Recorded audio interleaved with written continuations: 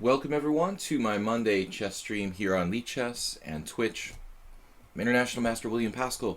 We are streaming on Twitch as Slaggy and on Chess. Our handle is Sparklehorse.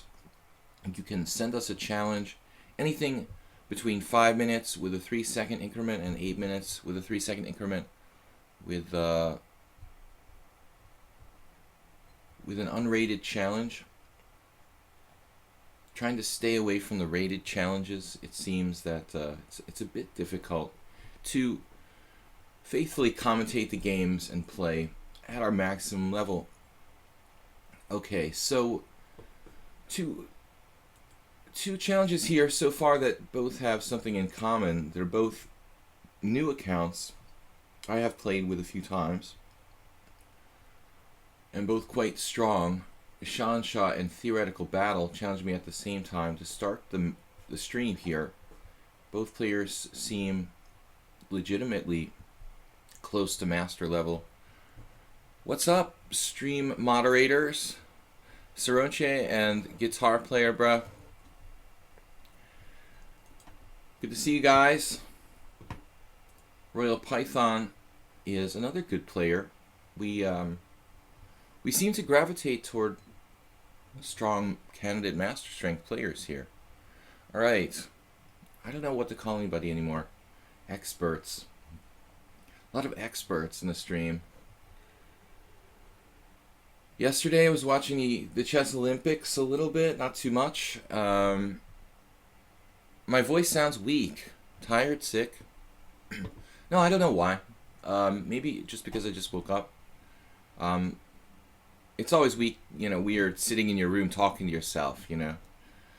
It takes a while to kind of get used to it, but streaming, yeah, it's...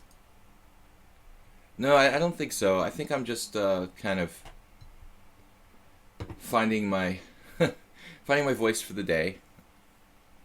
I should probably try to be a little bit louder. Yeah, I think thanks for letting me know though, Saronchi, because it's always weird to start talking by yourself. I find, and maybe I'm just a little bit shy at first or something. Calidus, what's up? Good to see you, man. So I'm gonna start this game with Royal Python first, because those guys are like wolves. And Chess 960 helps me to kind of I think the Chess 960 helps my mind to kind of warm up a little bit faster than the normal chess. So we have to think more critically in the Chess 960. I'm not going to make a quick move for our first move though. So I have made mistakes on move 1 quite a bit recently when I start these Chess 960 games, and I think I need to be a little more circumspect. We have the original starting position with the king and the queen reversed. That's awesome. That is awesome. So interesting. What does this mean? How should I handle the situation with the king and queen reversed? Okay, it's not like we're, not able to castle because our king's on a bad square. In normal chess, we have queenside castling possibilities here. So we can't just say, oh, it's like normal chess, my king's on d8, but it's not, because we can castle queenside. Yeah, I like this. I don't think we ever had the starting position. I mean me. You can always converse with the other voices in my head. I like to talk to myself, but usually I don't do it as loud as I do now. Yeah, but I'm glad that Saronchi pointed it out, because I think I didn't realize I was talking kind of quietly. But the other thing is, it's possible, Saronche, that I was doing the stream last night for basically like almost 3 hours with the simul, and maybe when I do the two streams really close together like that, it's possible that it's like kind of stress on my vocal cords. Who knows? But let's get it started. Shansha, my mouse isn't ready for you yet. I still have to get a new mouse. So Alright, it doesn't seem fair that I'm allowed to think this long. I don't think that's the way it should be, actually. Honestly, this thinking on the first move, maybe the clock should start. Yeah, I think when you're black, the clock should start there. I know that that's the way that it's working for everyone, but it seems like an unfair advantage that I can sit there with my clock not running, not make a move, and not have my clock run. Okay. So, well, we're gonna play like it's normal chess.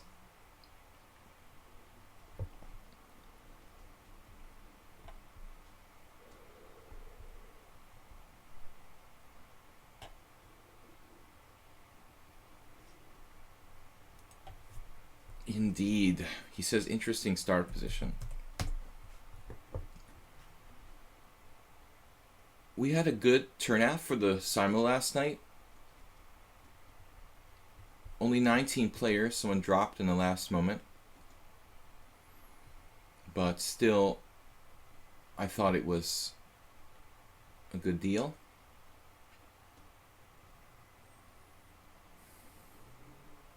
I think Hungarian defense here. I'm going to go with.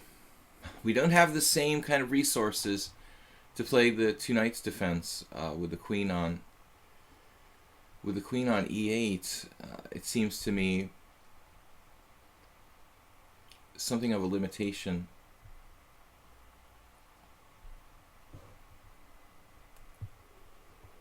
So I guess black has to play this a bit more quietly than you might normally. But on the other hand, maybe there's some possibility the queen being active on e8, I don't know, but now knight f6 is interesting because if knight g5, I can play rook f8 here. Although not really ideal, is it? Giving up kingside castling.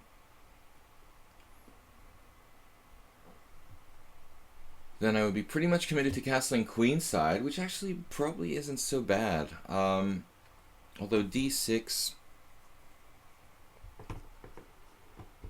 How do I plan on castling... If I plan on castling kingside, how would I go about doing that, for example? So the king really seems like a problem here.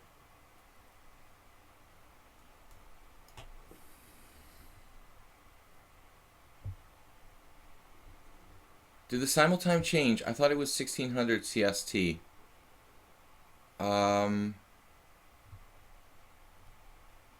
No, guys. It was never at 1600. Although there's possible typo for me. I mean, there could have been a typo somewhere. But I always did it at like 1745 last year. Most of my simults last year in the spring, I feel like it's divided into 2 years, but no, most of the simuls were at 545 previously, or 1745, and yesterday I made it a little later at 1815. But no, I never really did simuls that early at 4 o'clock. You must have been mistaken, or else there was a typo that nobody pointed out. Indeed. Makes you sound so much more sophisticated. That's what we aim for here. D3. Yeah, sounds so mature. I say yeah a lot.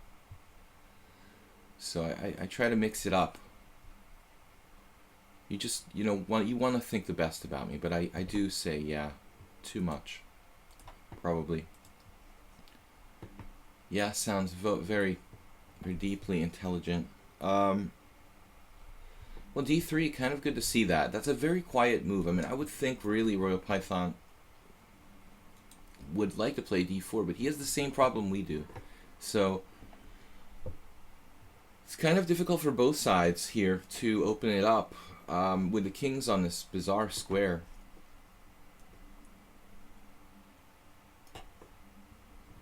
Now h3. He was legitimately concerned about bishop g4. I wonder if I could have played knight a5 last move to try to hunt down his bishop. This position. Knight a5, bishop b5, c6, bishop a4. No, I'd weaken my... Again, we had this problem. What do I call it? Is it the king side? Is it the king side or is it the queen side? Somebody let me know, because I'm still not sure. I'm trying to avoid unnecessary pawn moves. I honestly feel that my king is safer on this side. Yeah, you feel the same. Here I have d5.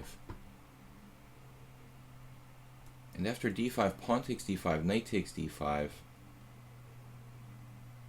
Kind of seems like...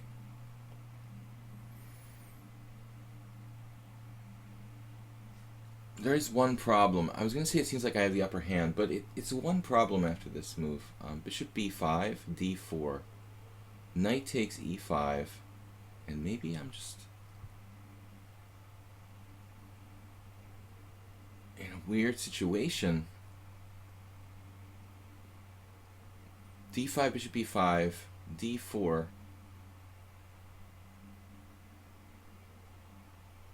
Alright, let's just castle.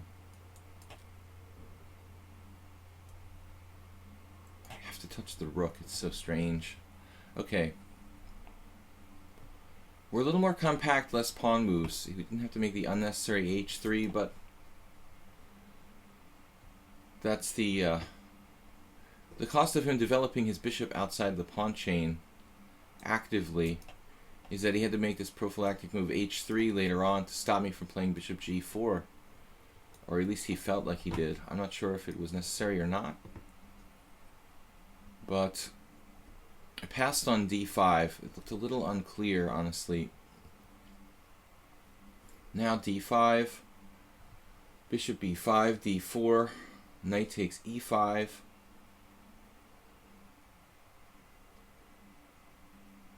Queen d6.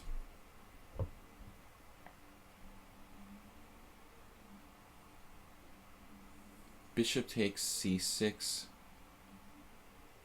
I think I can do this.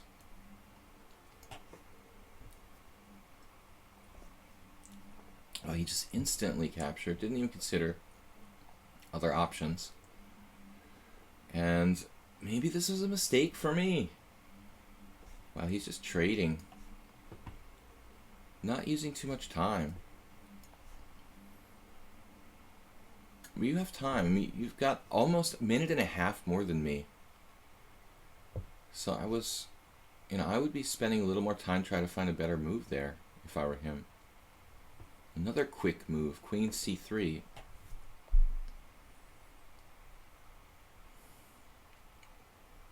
Seems like black is slightly better. d4 is an interesting question. Could have a problem here with queen b3.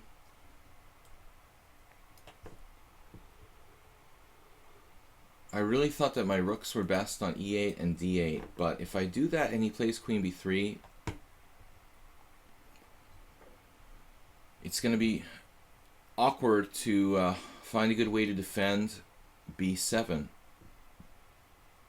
It's pretty deep, I have to admit. I mean, my thinking is going along those lines. Played queen b3. Hopefully, most of you guys out there don't think like me, or I'll never beat you. It's much harder to get a normal position if your knights start out on h1 and a1. Yeah, it's an absolute disaster. It's horrible. I agree completely. So, Royal Python playing... I don't know, man, you play very, very well. Bishop f6 looks a tad artificial. f6 would be weakening my king a bit. but maybe that's not a problem here. You can imagine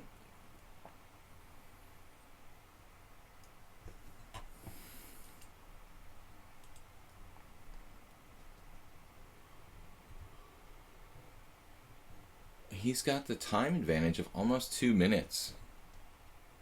Just makes bang, bang, bang, very quick moves. And good moves, too. I'm thinking a little more deeply, maybe, but it's not really benefiting me too much in this position.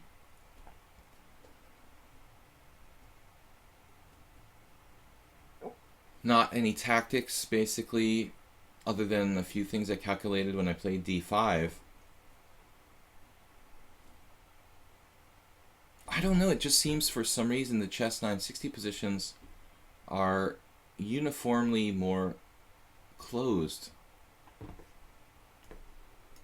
Now that he doesn't have the A file, I'm going to go with this exchange.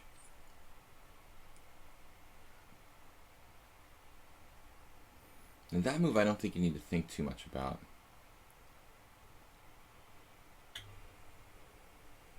Probably play A6 at some point.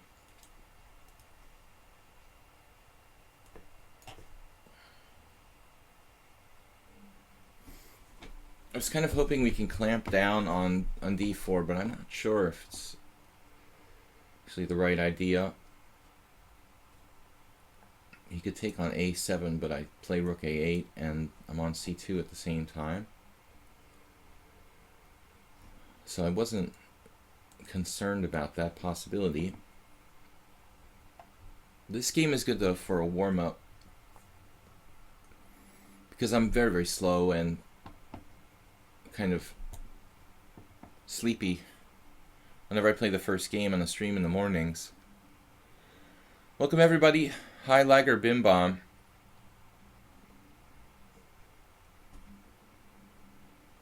It's not a big difference, the king and queen position, but it had an immense effect on the game because it really, really slows it down. I mean, you can't play as actively with the king and queen on the wrong square, as it seems. Bishop c1, c5. Putting pawns on the wrong color if I do that.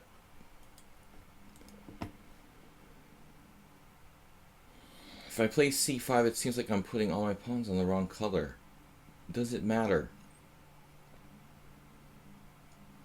It's a damn good question.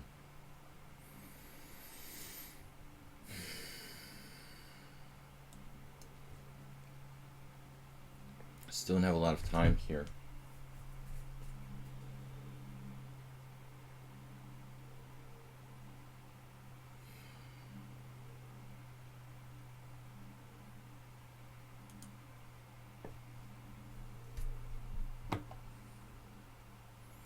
If you guys have any questions or comments, feel free to chip in. Any kind of chess-related questions, you can mix it into the conversation.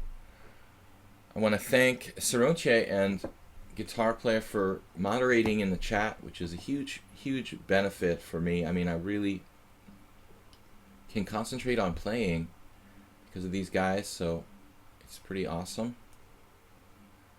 King f7.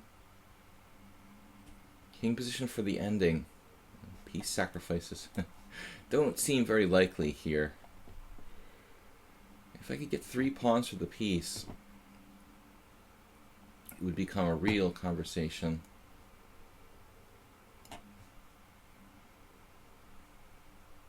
White's getting kind of frisky with that knight. Back to d2. I'm just going to play as solidly as I can. We have challenges from 3 opponents, Shot Theoretical Battle, and a new guy, Arcs 205. He's challenged me to 6-5, which is kind of a weird time control, but I guess the increment is a little bit big. We can do it though. 6-5 seems pretty much equivalent to something like 8-3.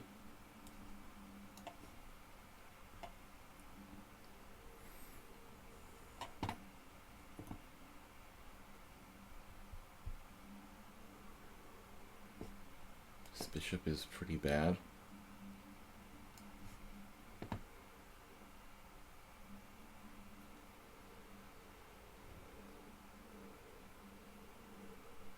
feel like that my bishop is a bad piece. Pawns on e5 and f6. Also, with little time, I like to keep the position simple to avoid having to make a lot of complicated decisions. Knight c6 may have been better to play knight d4, but I'm not really sure.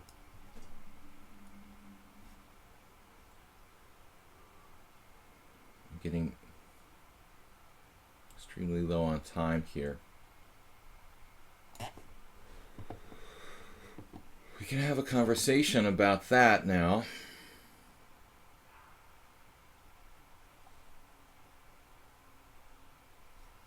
All right. Only live once. Let's try it. Get a lot of pawns. Unclear if this is good. If I can win 4 pawns for a piece, I'm clearly better. If it's only 3 pawns, it's about equal chances.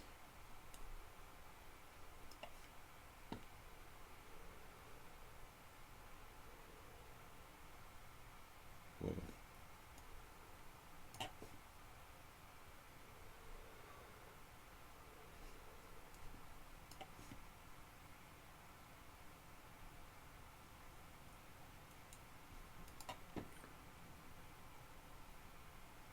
Kind of a risky decision. Normally I say don't do unnecessary risks. Don't take unnecessary risks when you don't have a lot of time. But what the heck, it's an exhibition game basically, so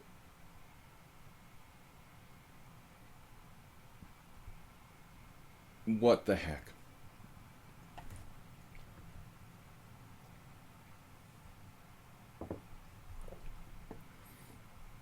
He's taking a lot of time.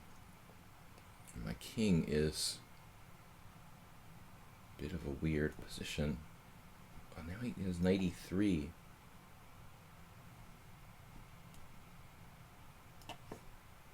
Watch out for knight e3.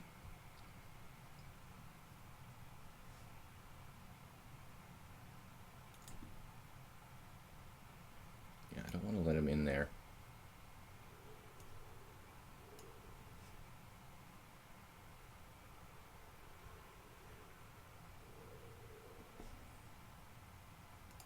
This is pretty unclear. I don't know. Out for a draw. Alright, I think that's a fair result. Honestly, it seems like we're just like rolling the dice as to who wins here. It's sort of silly to play with like just increment. So I feel like it's cool to offer a draw. It was a rated game and I was much higher rated. I'd have to play for a win, but I wouldn't feel real confident about it. Probably it really should be a draw, and if somebody has greater losing chances, it's kind of difficult to say who it is. Either side could lose because it's imbalanced, but with best play, I really don't think that either side has that great losing chances. Death is unavoidable. Alright, good game, man. Thanks for the warm-up. Okay, we're going to play Shansha in Theoretical Battle now. Shansha beat me the last 2 games.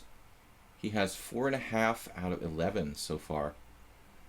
But one was the mouse loss, you know, so you have to keep that in mind. I just... Not that one, though. The last one? Right, the last one was the mouse loss, where my mouse just backfired and didn't move while I sat there and watched my time run out for 15 seconds.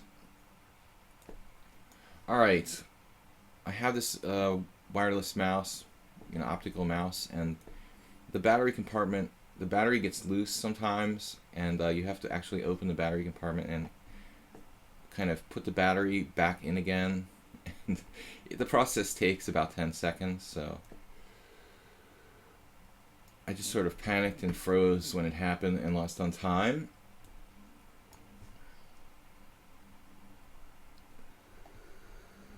Just a standard, Logitech optical mouse. Bishop g5. So this guy, we've played a number of games in most of these variations of the Richter-Rauser that I play.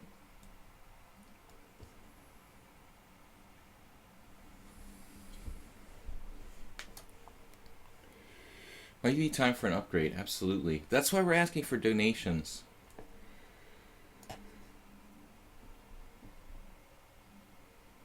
No, seriously, if anybody wants to donate to the channel, you can now do it via PayPal, which wasn't enabled basically until the last couple weeks. So if you do feel like making a donation, you can do so with PayPal instead of my old method of GoFundMe. My voice is kind of going out again. Yeah, I think Giro might be onto something. Maybe I have.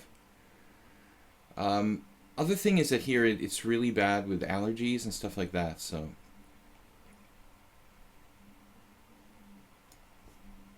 In Hungary, it seems that there's a lot of allergens in the air. Alright, I have to take my time here, basically. It's been a while since I played this position, and I think I forgot what I'm supposed to do. To take e6. Right, take e6. Castle queenside, knight d5. This was a position that I analyzed. He knows everything. He just moves instantly. It's a little weird, like how Shan knows everything. He never forgets the opening theory. e6, and then there's this pawn sacrifice with knight to d5, which is a very new idea. It's not in any books as far as I know. It might be in some new book, but nothing in the last, basically before this year it was non-existent. Maybe a few rare games, but something I analyzed on my own, and I did find, I can't remember the name of the guy, but there was one pretty strong player who was playing this in a handful of games by a USB mouse, no bothering for batteries. No kidding. It's probably a good idea, but you can't play poker while sitting at the coffee table. Alright, knight takes d5, pawn takes d5, and here we are. I have to play pawn takes d5, because queen takes d5 allows, queen takes a7. Right. And so I think we had one game. I mean, I don't remember if it was against this guy or a different player on the stream. I think it had to be Shan Shah. In the springtime, or in maybe April or May, I had another game in this variation. I believe this exact position. This is completely created by a computer engine, I guess, as far as I'm concerned. It was played, I think the guy's name is Rusev. Okay, now I remember. I'm not sure where he's from, but it's a titled player with a good rating, and this whole thing of playing e6 and knight d5 is, he's the only good player. Maybe there was one other decent player who played this for black, but in my my mind, it's probably computer generated, the idea of doing this. But if you consult an older book on the Richter-Rauser, this won't even be an option for black, and it looks absolutely critical. Swing Choppa says this looks sketchy for black. No, I don't think it's sketchy at all. It's just concretely analyzed with the computer engine, and the whole variation you might call sketchy.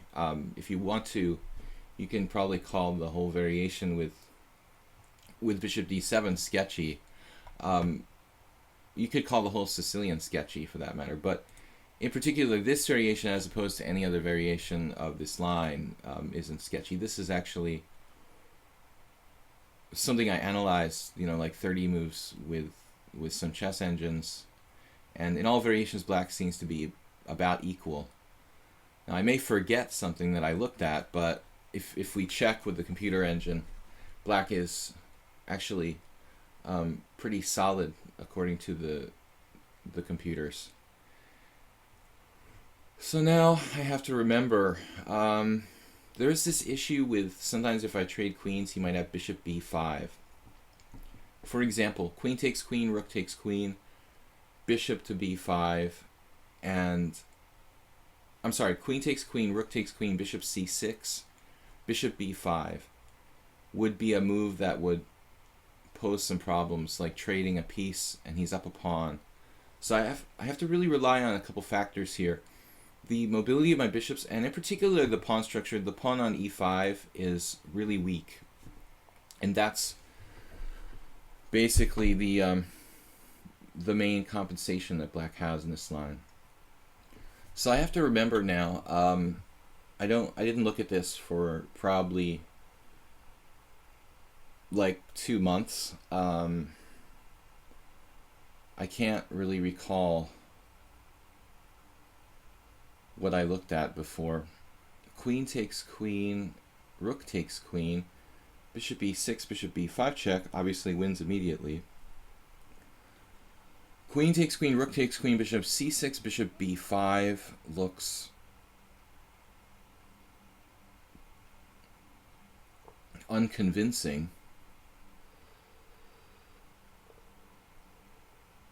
But he's threatening a4. He's threatening a4. I want to think about queen a4 actually. Queen a4 is a candidate move, but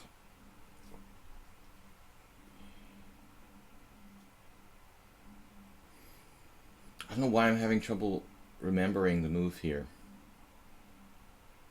Maybe I did have to trade queens. Trade queens and play a6. Could be trade queens and play a6. It looks slow, but maybe he just has no really great moves there.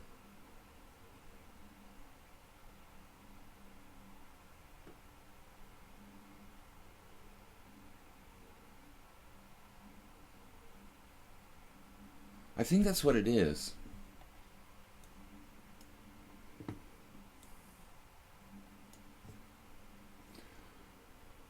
It's been a while since I looked at this. It's not that intuitive. I mean, a beginner just says, okay, even a master, maybe a 2200 plus player might say, well, black's just down a pawn and dismiss this position, but the structure is really bad. This e5 pawn is just a huge liability. And there's other ways he can lose a pawn back as well. There's pressure on c2. There's bishop c6, which is huge, raking down this diagonal. Other bishop, like going to c5 sometimes. So this, pretty sure, was analysis. a6. Guitar player says queen takes queen, rook takes queen, rook c5. It's probably playable for black, I guess.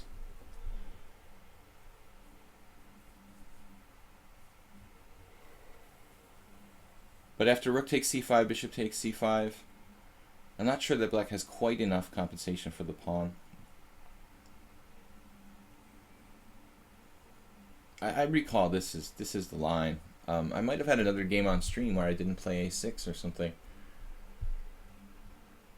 That's as much as I really know theoretically here. I mean, I think I looked at a6. The computer said black has compensation for the pawn, and I probably played another 3 or 4 moves with the engine just to make sure that the line was okay for black, and the lines that it it looked about equal, so I stopped there. That would probably... My main focus wasn't this position. I think my main focus was white avoiding the exchange of queens, because after e takes d5, there's another move here. Bishop d2 doesn't seem right. Let's see, e takes d5, queen takes d5, e takes d5. He can't play bishop d2 because of queen takes a2. That's strange. Now I can't remember, but in some position bishop d2 is a move. Alright, let's get back to the game. b3 doesn't strike me as ever being a move I've seen here.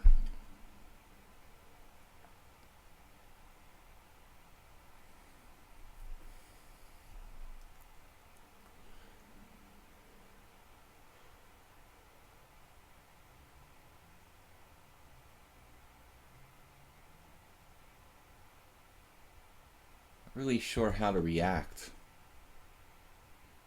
honestly.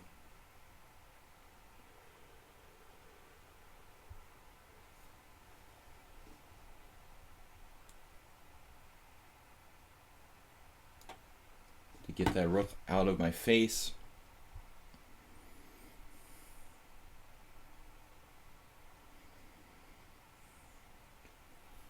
Want to attack the pawn on e5, keep pressure on white,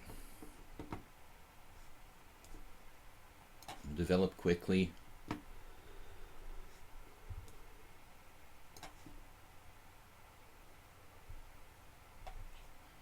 He's also got this issue here.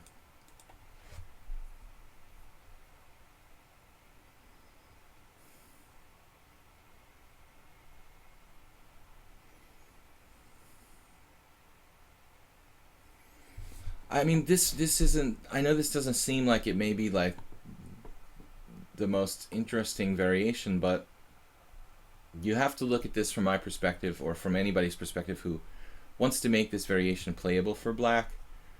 We're kind of just defending the whole system, the whole variation of the Richter-Rauser with bishop d7.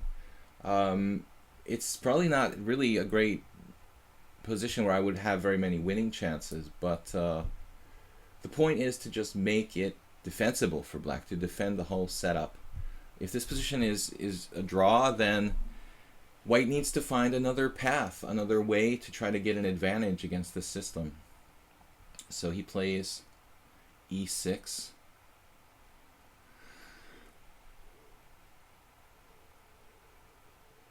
We might have other stuff like bishop e4. Bishop takes, bishop d3, bishop takes. Kind of leaning toward taking.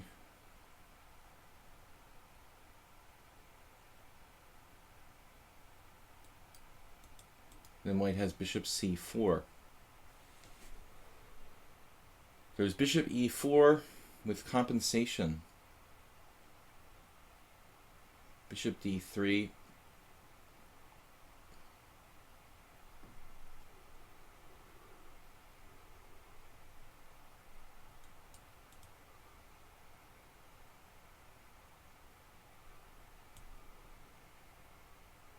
Takes, rook takes, bishop d3 takes, rook takes.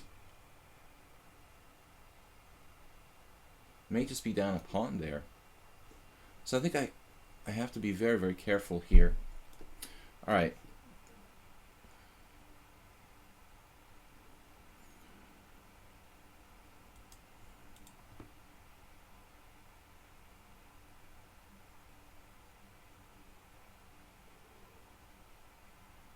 Not easy. I guess I can just defend the e8 pawn with rook e8. And we're on the g2 pawn.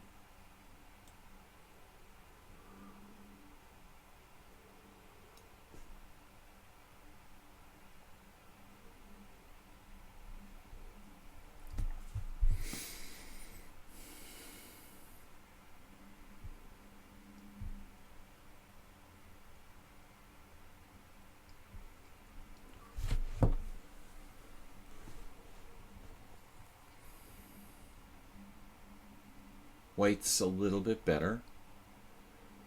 Pretty much par for the course here. Shouldn't really be enough to win.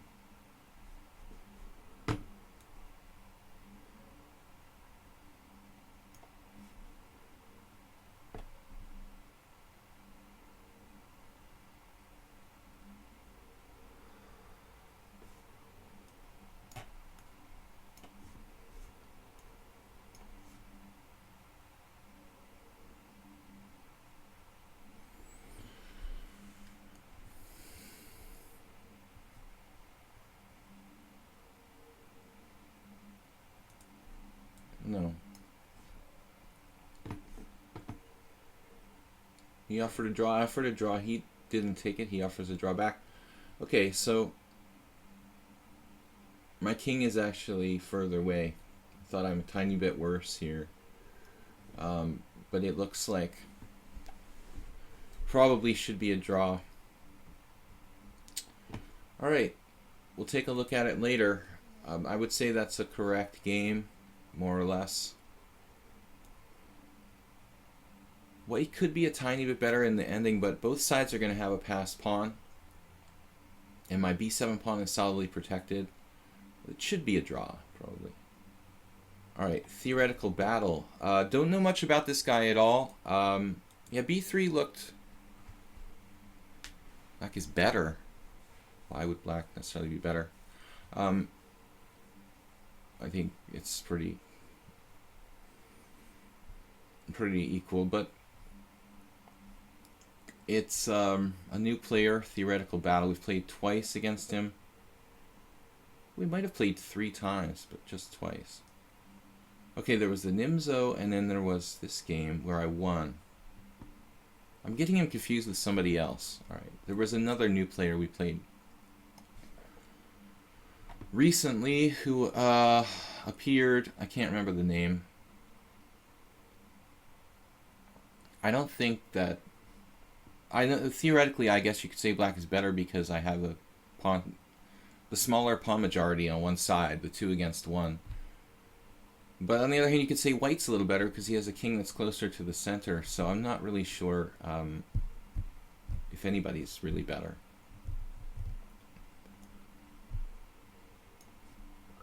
Theoretical battle. But at least it proves that that variation is defensible for black, which is the main goal. The main goal of the whole thing is to make that variation not refuted, which if you don't play what I'm playing there with my idea of knight d5, and I'm not really sure if black can even come close to equalizing if you don't play this idea that Rusev played that I'm using there with knight to d5. I don't know that black can even have a realistic chance to approach equality. Unfortunately, it's not exactly the most common line. It's not that important for the chess world. But for those of us who played the black side of the Richter Rouser, it's a nice sideline to be able to play from time to time. Theoretical battle. We don't know where you're from. Computer likes rook takes c3. Rook takes c3. Yeah. Rook takes c3. We've tried. It's extremely well known. Not really very good for black, in my opinion. And analyzed to death. Depends on what position you're talking about, actually. If you're talking about the main line with rook takes c3, yeah, it's not too reliable.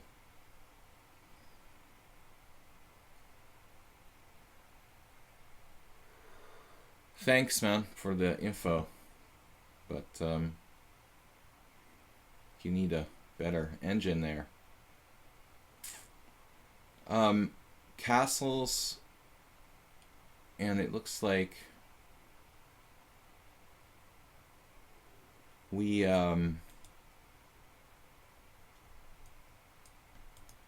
Bishop e7. We're not moving the knight from d5. This knight normally going back to b6. It just shows the computer has no clue. It's the computer that definitely had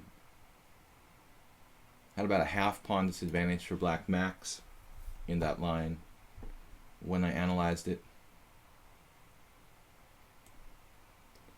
I think even less.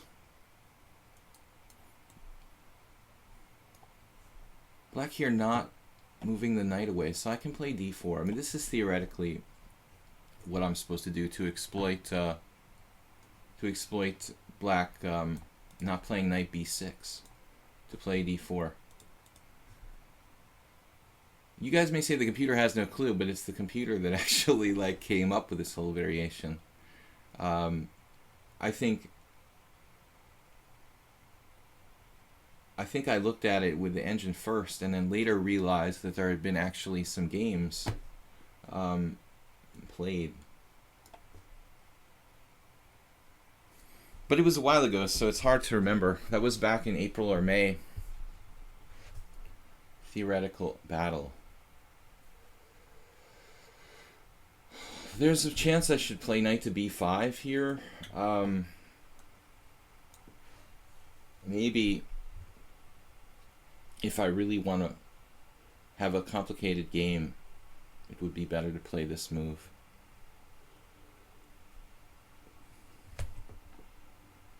It's a common idea in the dragon.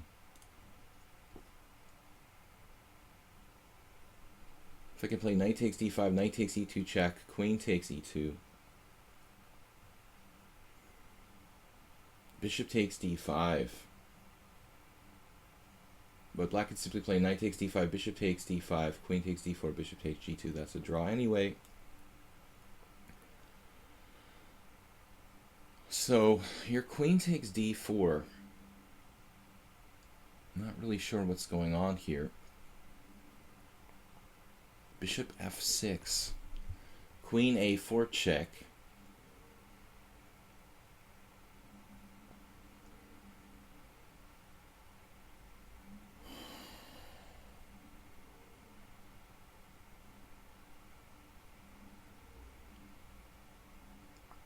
This is not a theoretical battle. This is non-theoretical battle. Most people don't play like without knight b6. You're immediately not in a theoretical battle.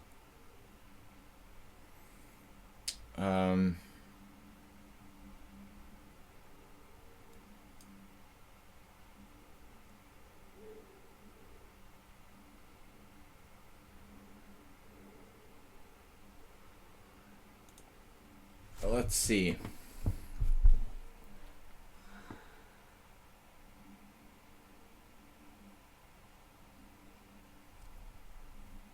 Whatever you do here is probably a draw. I mean, knight takes d5, bishop takes d5, queen takes d4, bishop takes g2, takes d8, rook takes d8, king takes g2 is equal. Queen takes d4, bishop f6. Now you guys know why I'm not playing rated games anymore. Queen takes d4, bishop f6, queen a4 check, bishop d7, queen b3, I guess. Oh, no, wait a minute, I missed something. Queen takes d4, bishop f6, queen a4 check, bishop d7, queen e4 check. That's the point. Wow. So that's interesting.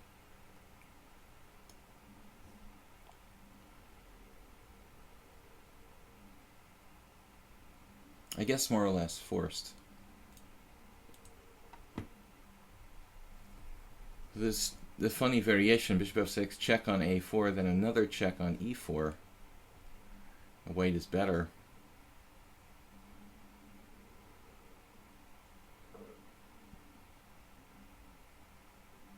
And after knight takes c3, queen takes e3, both g7 and b7 are hanging.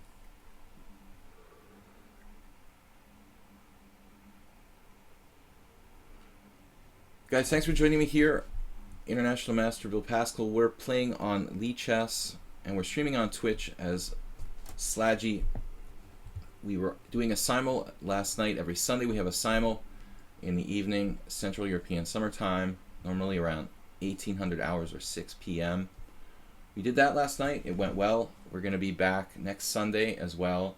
And every weekday we're normally doing this morning stream where we play blitz and classical chess and commentate and answer questions and talk about chess and whatever. So feel free to contribute some kind of question to the discussion while we play. If you have an interesting game you saw in, a topical chess tournament like the Chess Olympiad, or yesterday the US won 3-1 against Norway. I saw that. What were the other major results? Russia, Ukraine, US, very strong teams in that tournament. Somebody asked the other day, is Karyakin going to have a chance in the World Championship? I don't think so, Played bishop f6. This is forced. Queen a4 check.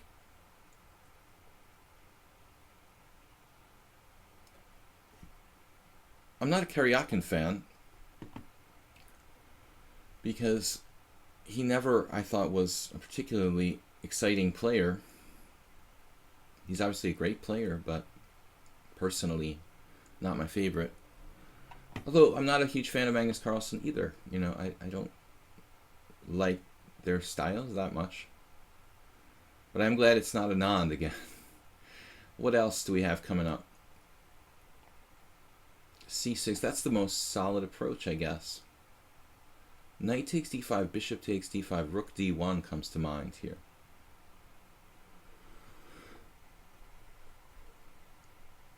Or knight takes d5, bishop takes d5, e4. I think this is... I guess there's another possibility you could play knight e4, but I don't want to leave this knight in such a powerful position here.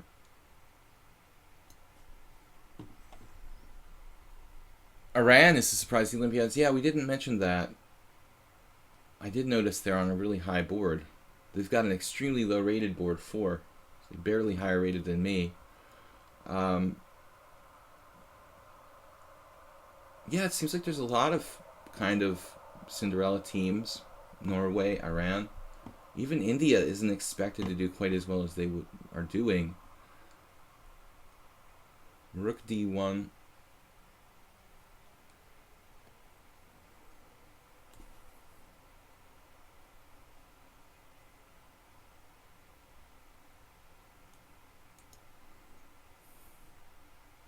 I don't think that e4 should be dismissed out of hand here either.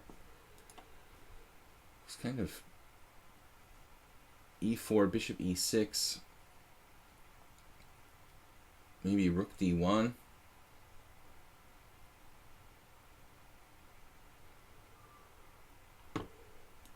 But again, I'm going to go for kind of clarity because the time is getting low. If I play e4, the position remains very, very complicated. But if I play this variation, we get to trade a set of pieces. But actually, it's hard for black to find a move here. Come to think of it.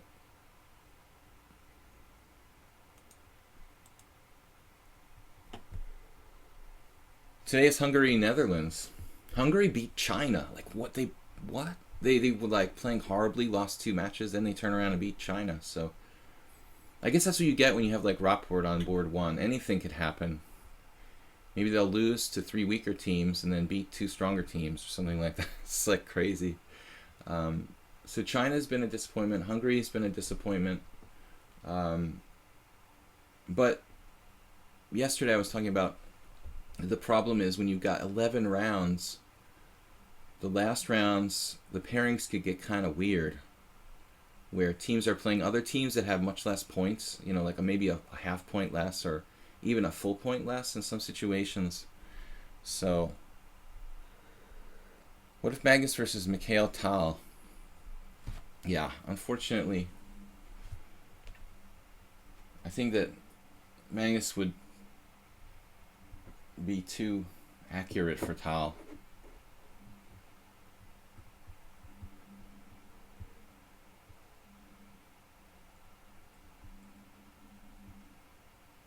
B5.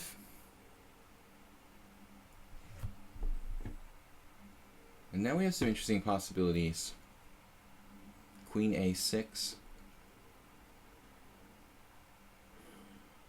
Queen C2 is standard looking move.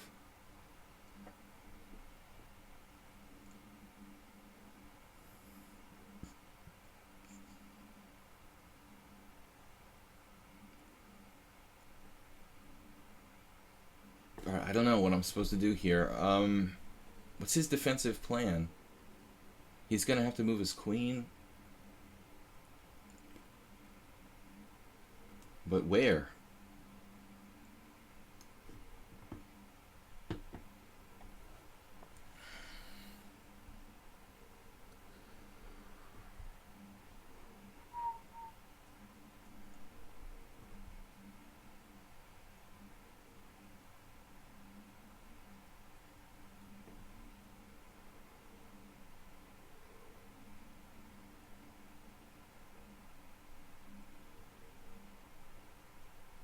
Two centipawns down. That sounds like a good classic kind of opening advantage. That's all that we can get nowadays. I think in the old days, players were looking for a lot more than that. All right, now white can win a pawn with queen takes c8, rook takes d5.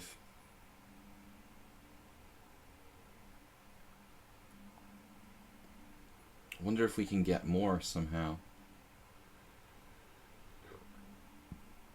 The problem is queen d3. Queen d3. I'm running out of time.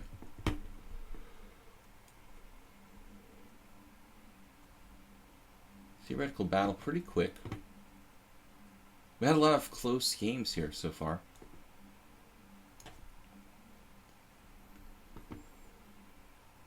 Can scoop a pawn, it would be good.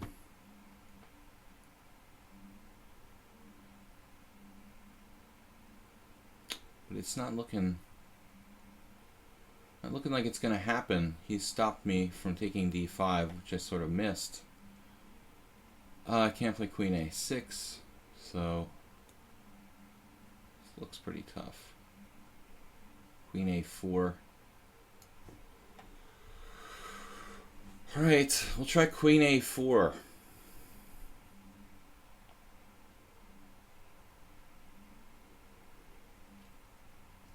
We're getting a little low on the clock. A tiny structural advantage. We're up a pawn. Black has some compensation. Theoretical battle. Last time he went astray. Prior to that, I went astray. Our third game. I'm not sure. Honestly, high lagger, Bim Bam. Anytime you're up like a pawn in a heavy piece ending, it seems that like there's really good drawing chances for the other guy.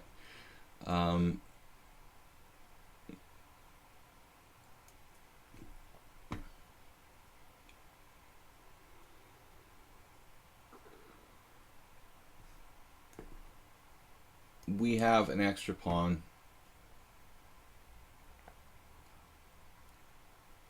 F2 is protected. It's really hard to win heavy piece endings because the likelihood of like perpetual check and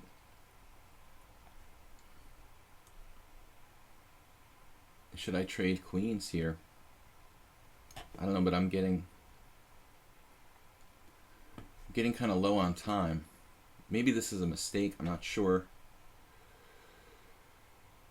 If trading queens is a good idea or not. Maybe it's giving him better drawing chances.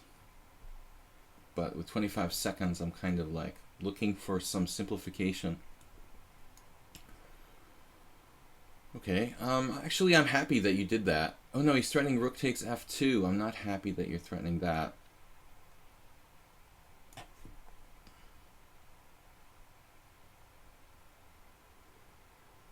No, I don't want that. I almost allowed rook takes f2.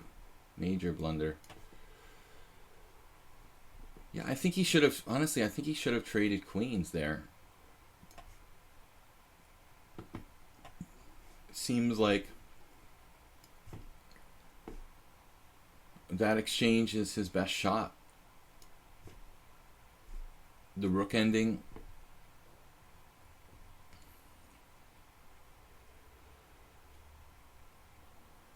My queen is really well centralized.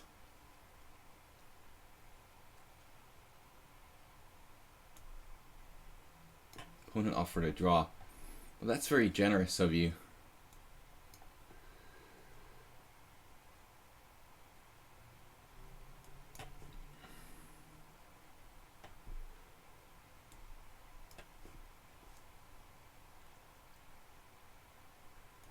Was quite generous to offer a draw there.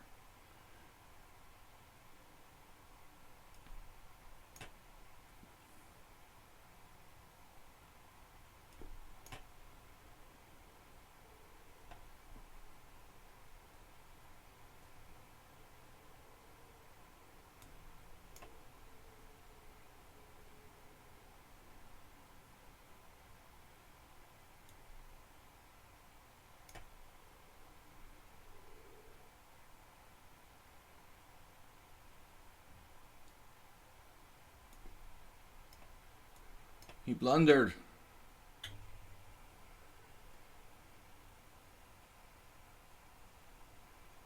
Damn, dude. I mean, that's kind of weird to offer a draw in a lost position. It's not cool. ARX 6 and 5. So let's try it. Kind of rare time control. 6 and 5, but you know, it's basically the same thing as 8 plus 3. I don't see why not.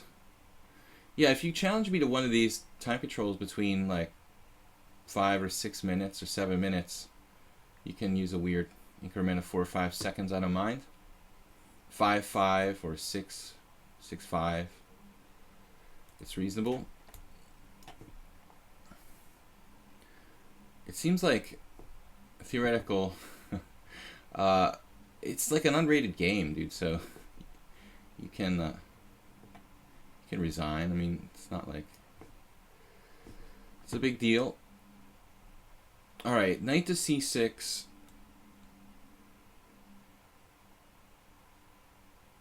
We have this unusual order of moves sometimes. White doesn't play d4 right away. Could also play bishop to b5 or bishop to c4, though I don't really like bishop c4 as much with the knight on c3, but it's still a viable system, kind of like you're playing a defense against the English. What time control do I like? I mean, anything between 5 and 8 minutes with a small increment. There has to be an increment. It has to be between 5 and 8 minutes.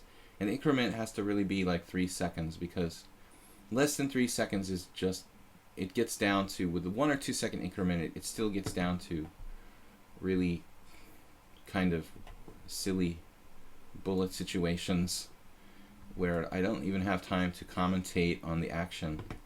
Wonder about bishop d7 here, if we should bother with that or not. That looks okay. This is a pretty weird position. It's like a classical dragon, but he's played a strange order of moves. Anyway, this should get back into a more standard now after bishop e3, bishop g7. I am committed to playing bishop d7, but generally speaking, that's a pretty useful move in these lines. Sometimes black puts the bishop on e6, but mostly in the classical variation, I don't think it's that good there. Bishop on e6 is good against castle queenside type plans for white. So my bishop placed on d7 seems good. Make sure it's unrated. Yeah, make sure it's unrated. I lost a lot of rating points because it's basically hard to commentate, and FM Tactesian, I think, 1-0 against me.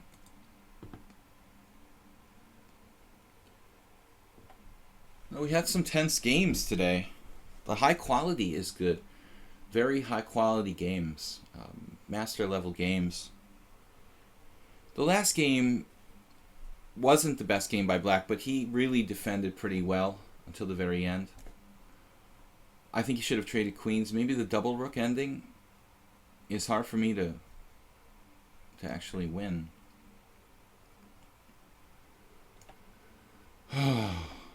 Knight to d5. It looks like a kind of drawing attempt. Just the move to just... The sole purpose of this move is simplification. A move to simply trade pieces. It's hard sometimes. If I trade all the minor pieces here, Black is fully equalized, but the resulting position is extremely hard to play for a win. If I don't take on d5, I'm left with the position where I'm like, what am I supposed to do? How can I live with a knight on d5? I'd like to know what Sergei Kudrin or some lifetime dragon player like Tivyakov would do here. What would you do if you had to win with Black?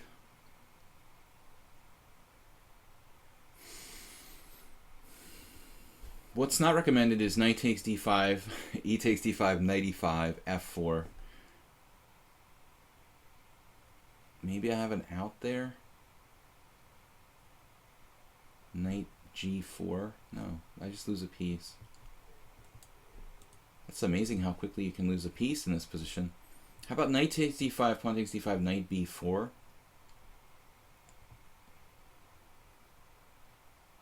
This knight on d4 is so strong, guys. I mean, you can't really live with that. If I play knight takes d5, pawn takes d5, knight b4, c4, and white has just a monster knight on d4. So I think that white stands better there. I almost have to trade. You could trade everything. Knight takes d5, pawn takes d5, take everything, play queen b6, and even queen takes b6, a takes b6. But the pawn structure is a little bit... It's a little bit dubious.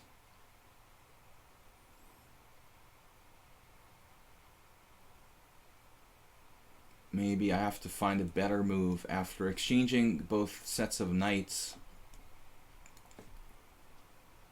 to try to find the best move here. Trading in queen b6 feels like Black could be a tiny bit worse in that kind of position.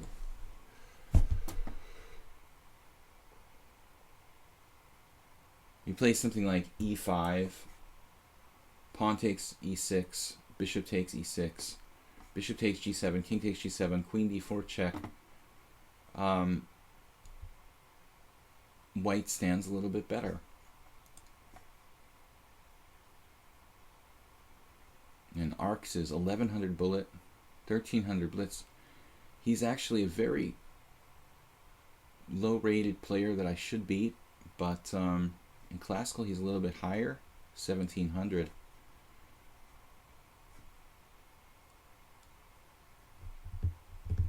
Not the most exciting position in the world here.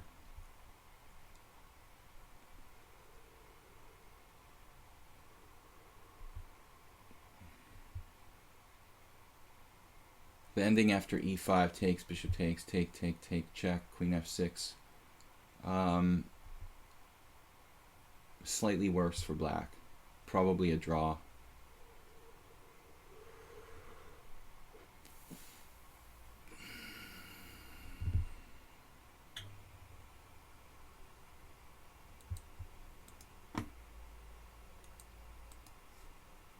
Just objectively trying to play the best move.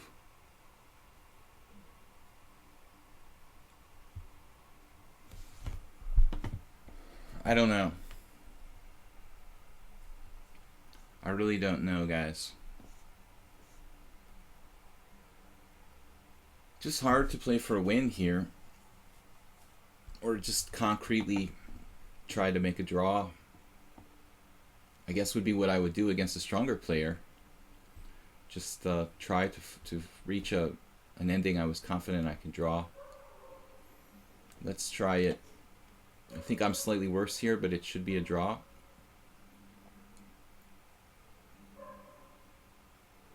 Don't know if I made a mistake or this is just the way you have to suffer in the dragon, but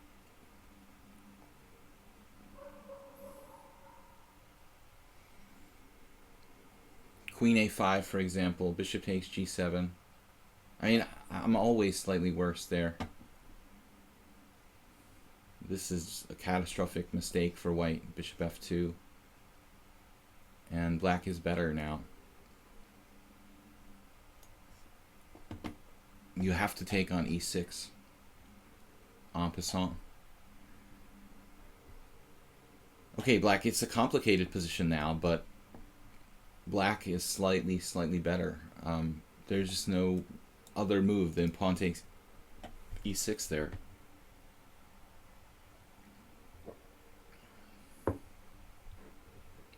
It's possible that he's not listening to the stream, or he just doesn't agree with me, but after en passant, bishop takes G7, king takes G7, Queen D4 check, Queen F6. I had a very similar game in the Hungarian Team Championship last fall against a 2400 player and made a draw from a slightly worse position. That's pretty standard.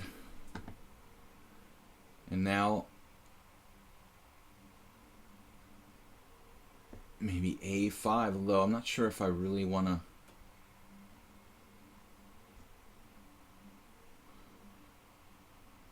Alright, I've just got to move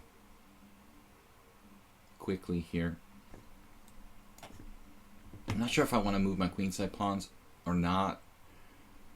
Am I helping him create a pass pawn on the queen side? Ultimately, it doesn't look that easy for him, you know, with my bishop rook, everything active on the queen side. Doesn't look that easy for him to create a pass pawn on the queen side.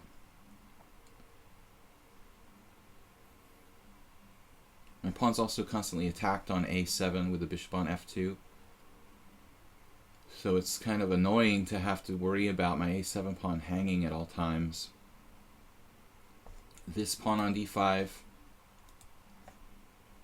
is something of a liability for white.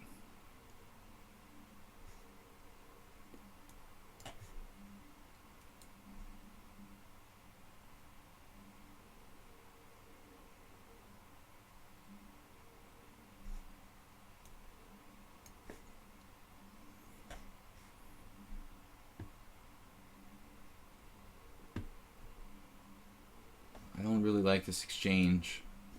It's a bad bishop on C4, so although I'd normally want to make exchanges if I was in time pressure to simplify the position, I don't want to make a really bad strategic exchange, so I don't want to exchange his bad bishop.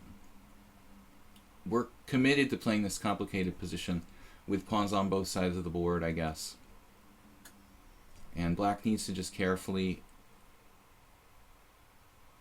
play both king side and queen side here. See F5.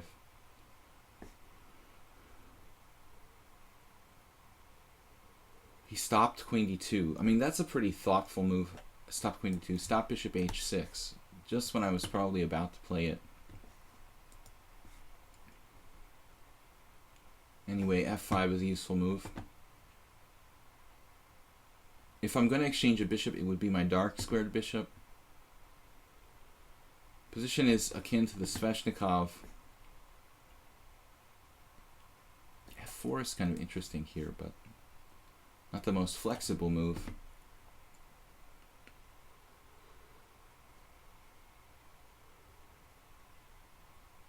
Played G3.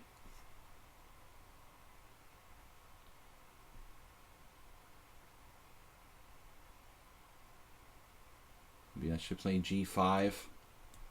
Kind of running out of time.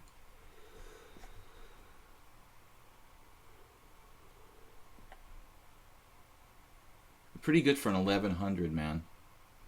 1100 and bullet. Okay, 1300. 1300, pretty solid.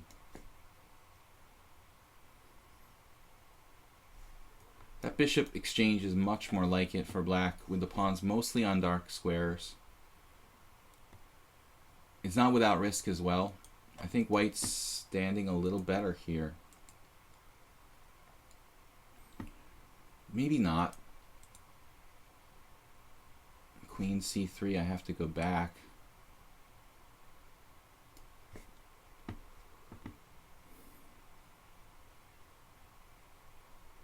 Tense situation. f4, pawn takes f4, rook e7, rook f7. Or f4, e4 is also possible, giving me a protected passed pawn. This is his only problem. I think the pawn on d5, bishop c4 combination makes his bishop bad, but at the same time he has a liability with the pawn on d5. So that's the only issue for white throughout this game, really.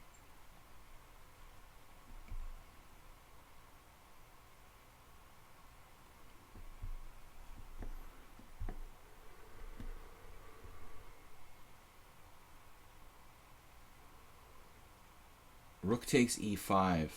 Whoa.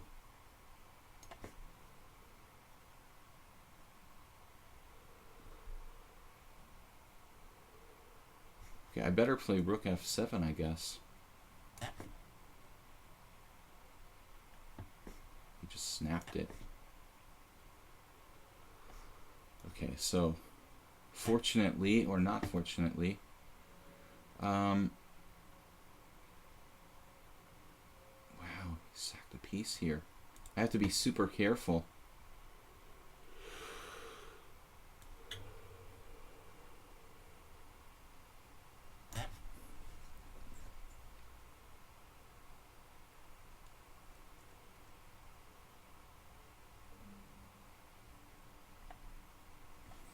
No idea if that's the best move or not. I don't want my bishop pinned.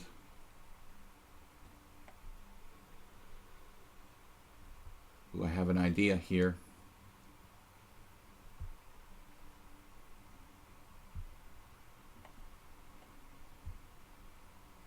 That's usually a bad sign when I have an idea. Not easy to mate white, though, even if I get rook on the 8th and he king up g2.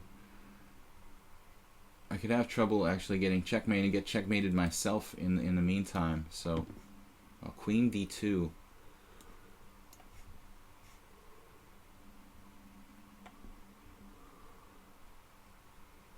Subtle threat there.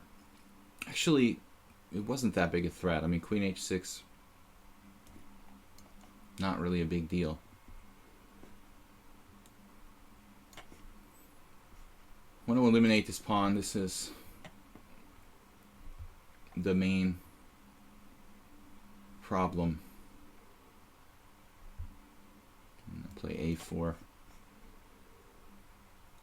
So he's got the bad pawns.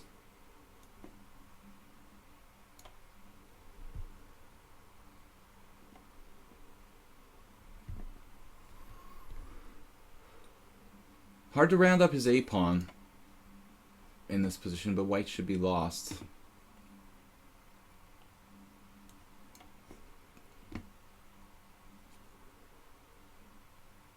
Hopefully we can eventually round it up.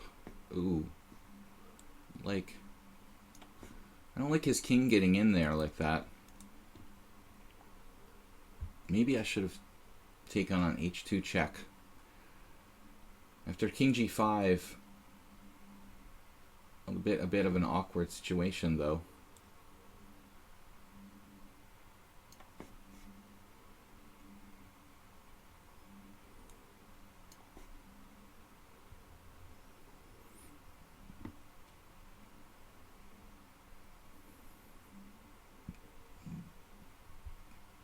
Okay, that's not...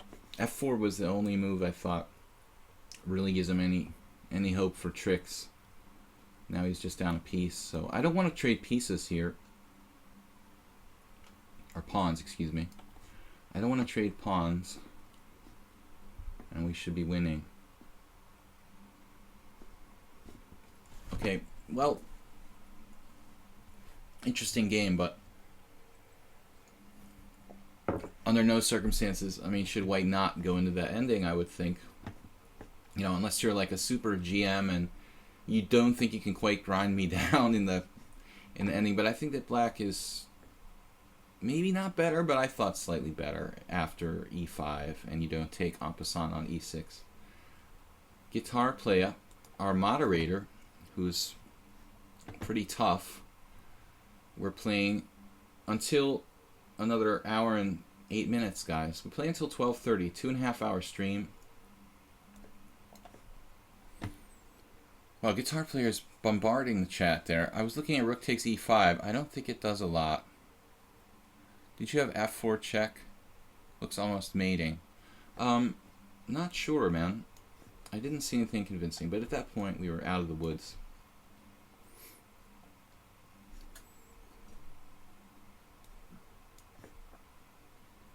Scandinavia now will be more popular than ever, with Magnus repeating it again against Caruana. The Scandinavian's starting to look like a real fundamental part of Carlsen's repertoire. Knight to d7.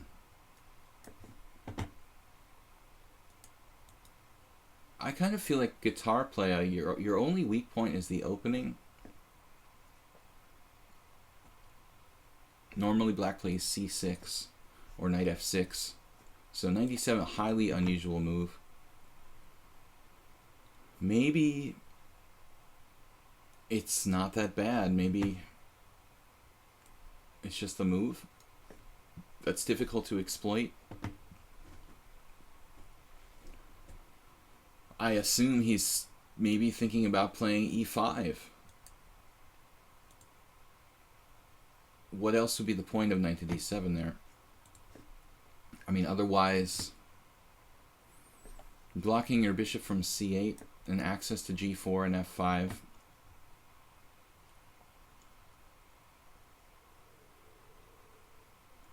Okay, you have knight b6 in the event of bishop c4, knight b6. Looks like it could be gaining a key tempo or something. And I wish I brought the fan in here. You're seeing the Scandi playing a lot. Yeah, that's exactly right, man. Chess is very trendy. Chess openings are very trendy. That's why you see the London system played for white so much lately. People are writing books about the London system. I mean, really, I don't think we need more books about the London system. It's not that complicated. People are just like desperate to write chess books, but okay, knight on g to f6. This queen on a5 with no retreat squares. I could try something weird. Knight to d2, knight e5, knight c4. No. Well, that's too weird. You don't want to do that. The problem is bishop c4, knight b6, bishop b3, and something like maybe bishop g4, bishop f5. Is my bishop really good on b3? Just, it gets outside the pawn structure or whatever, but it sort of seems like it doesn't really coordinate with the other pieces in a really useful way. This is interesting. Guitar player using no time. Doesn't seem like you guys have to think too much. New to me, bishop e2 is so passive for white. Bishop d3 maybe.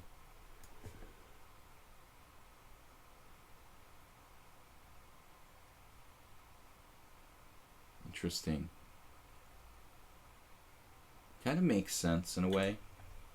Play bishop d3. Because it develops the piece somewhat actively. I don't have to worry about bishop g4. It stops bishop f5, or at least discourages bishop f5. So this looks like a good compromise. But I'm not very confident because I've never played this position in my life.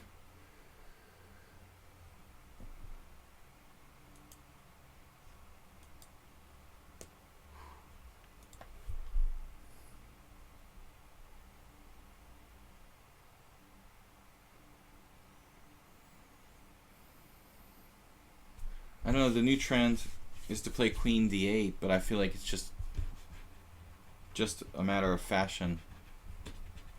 It seems to me the queen on d8 is going to have to move again in the first 15 moves. So if you play queen takes d5, queen d8, I just don't really see, you know, what the benefit of that is, other than avoiding established lines.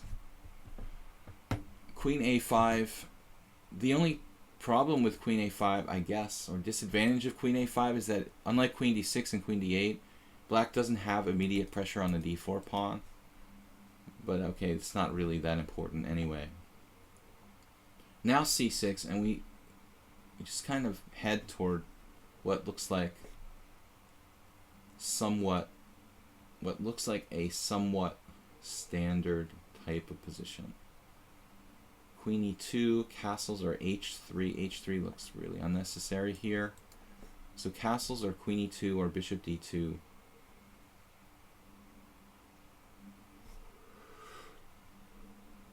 Queen e2, knight b6. I like queen e2. This gives us the option to castle both ways. That's one thing in the Scandinavian that white has to be aware of. Black can adapt their play to where white castles. I was going over a Scandinavian with one of my students yesterday, and he castled queenside very, very early in something of a similar position, and black just like gravitated right toward that, you know, and black wasn't committed with the king and was able to create this like attack on his king very quickly. So I think that black's playing for that, you know, ability to modify their play based on what white does.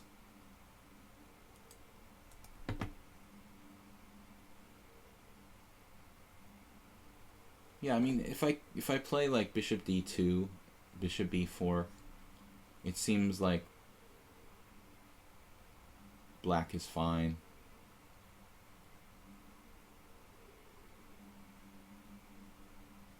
I don't really want to weaken my queen side with a3.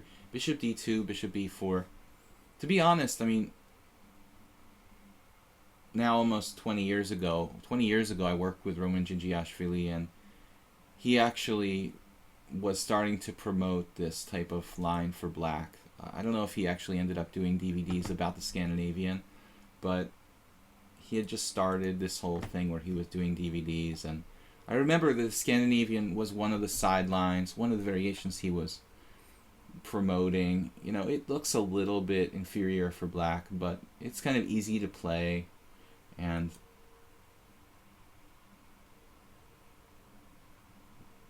easy for black to play. I mean, that really seems like the main draw of this line. Now what? Queen h5. We're going to play for black here. Bishop d2, queen h5. h3. Feels kind of artificial for me. Knight e4, unfortunately, although it looks like a fairly good move, just seems to trade pieces.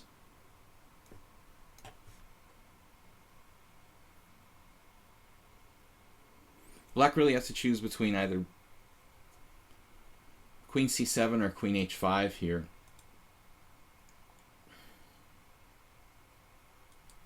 Bishop b4 is no longer as good.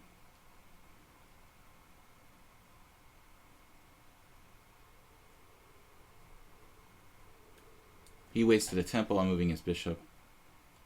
And I don't think you want to give up the dark squared bishop if white doesn't castle queenside or something. Something like weakening my queenside with a3 and castling queenside.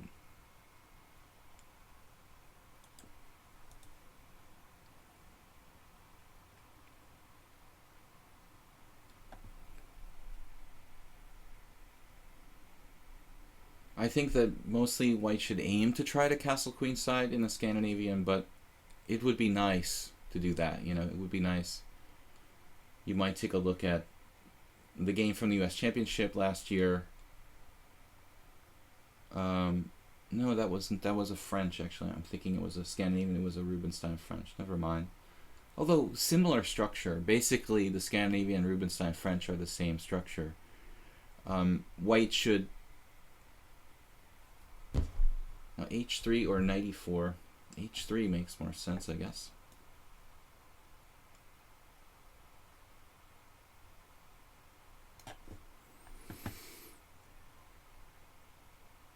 Of course, you should try with white to get a dynamic position, and castling queenside is the easiest way to do that. But there are so many different ways and so many different move orders. You can't just categorically say white should castle queenside against the Scandinavian.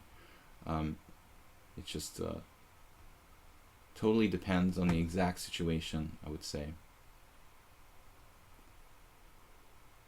So now, doesn't feel like white has any sort of advantage here.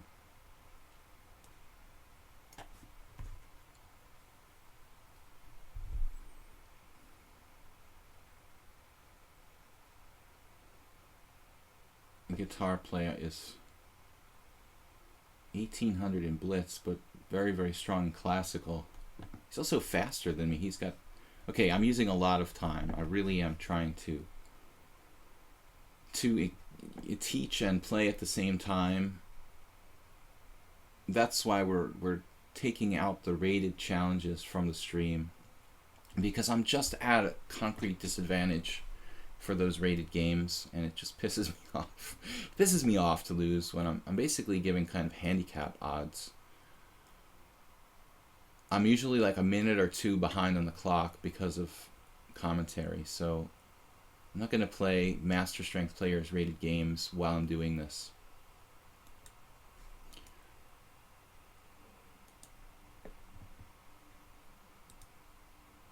Yeah, like my student yesterday had a game where, you know, he clearly was castling queenside very, very early, and black was able to kind of adapt their setup to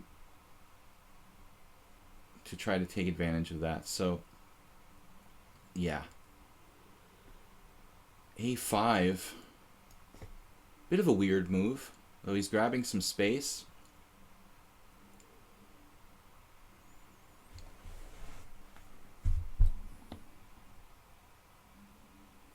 I think A5 is a bit weakening. I'm not going to give him any ideas.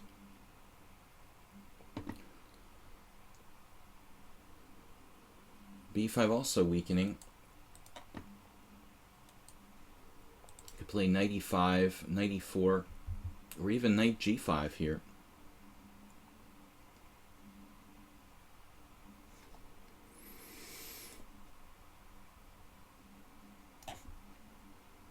Something different and interesting. Subtle threats. He could play like queen h4, for example. Looks like a bad move. No, actually queen h4 is interesting.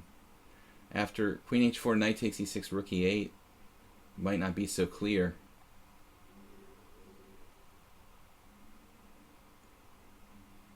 But obviously, there's a lot of moves I play after. No, I'm just kidding. Queen h4 is not a good move for black. h6 right away. Interesting.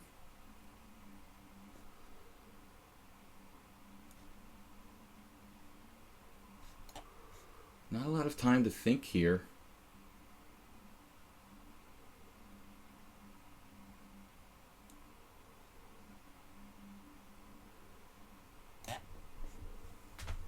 A weird position.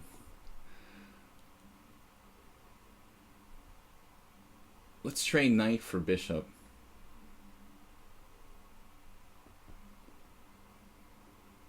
I hope you're as confused as I am, man.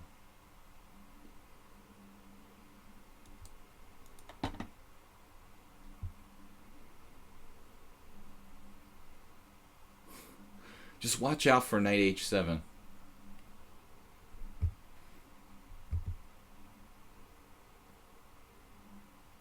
Another guy who thinks the Lichess classical rating is way softer than the Blitz rating, but then I don't understand why is my classical rating lower than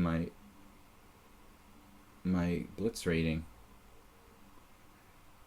And the first problem is that it's harder to get games in classical, so it's harder. It takes longer to increase your rating.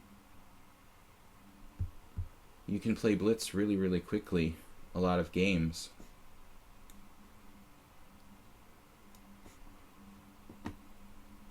But you're not the first person to suggest that possibility. I'm a little skeptical because in my personal case, hasn't really turned out that way. So b5.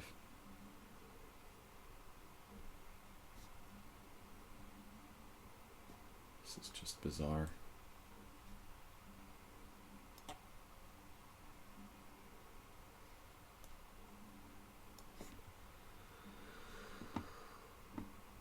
This whole b5, a5 things, you can tilt your rating points off faster in blitz and bullet. Well, that's true too. You can lose your points much faster. I mean, that's part of what I'm saying, you know. I mean, ratings just change faster in blitz and bullet, so seems like classical ratings should be more accurate. But I have noticed, to defend this theory, I have noticed there are a lot of people who have much higher classical ratings than blitz ratings. So there may be some truth in it. I don't know what I'm doing here, honestly. I'm gonna just play the safe move, rook back.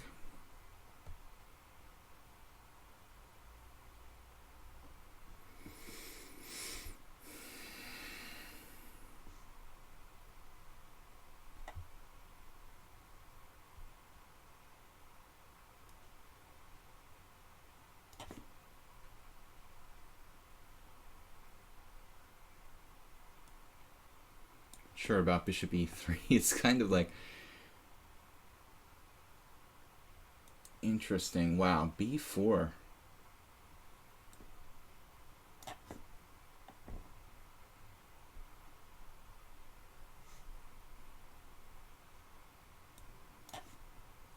Okay, this is just degenerating into something really random.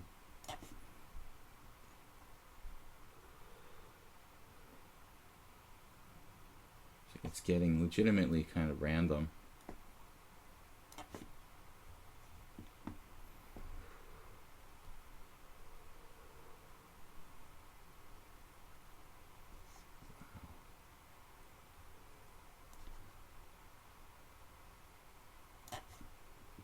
Damn, dude.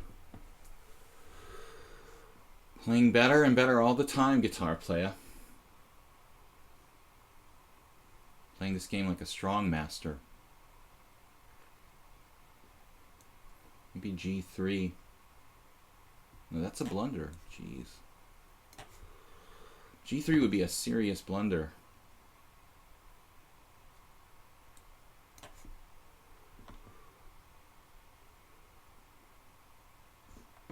I mean, if anybody played this game against me in a tournament, I would say they were at least 2200.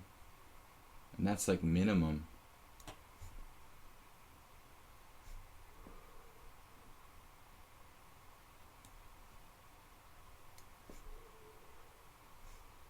Wow, dude.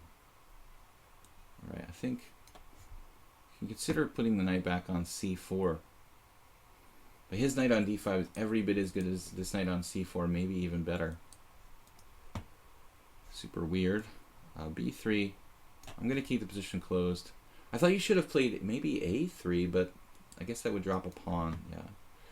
Kind of complicated to play a3.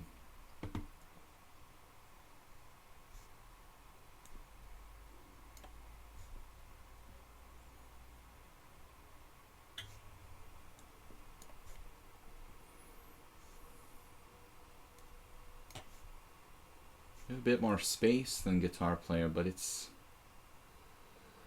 the bad bishop against good knight theme here seems legitimately a little awkward for me.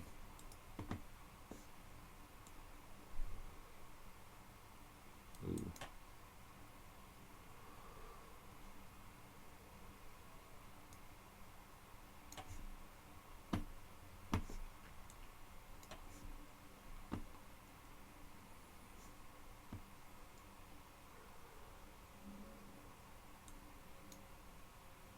I feel like I'm just lucky not to lose at this point.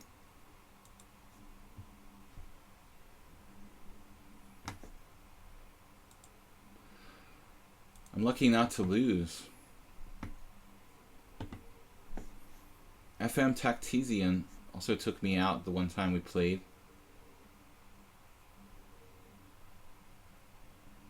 Absolutely decimated me in a Sicilian. Let's try the Caro-Kann against him.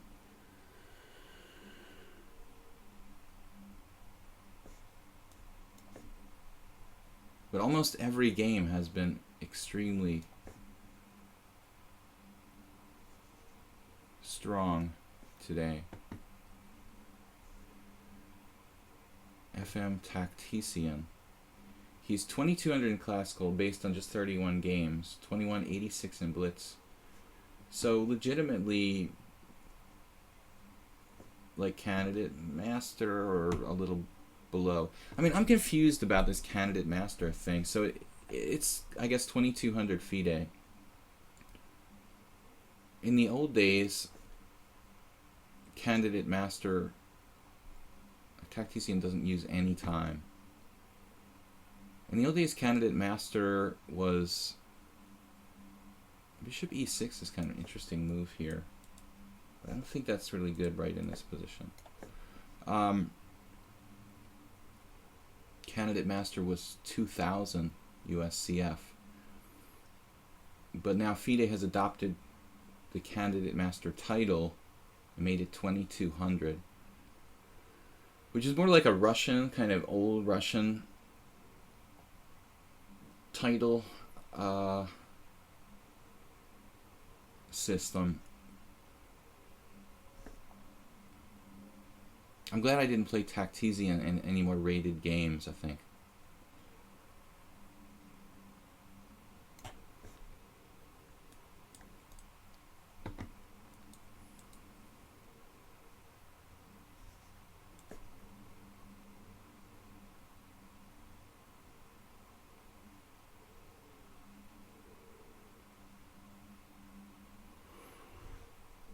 So it seems like everybody's a candidate master on the stream today. That's what I was trying to get to. We're a little distracted. Old variation here.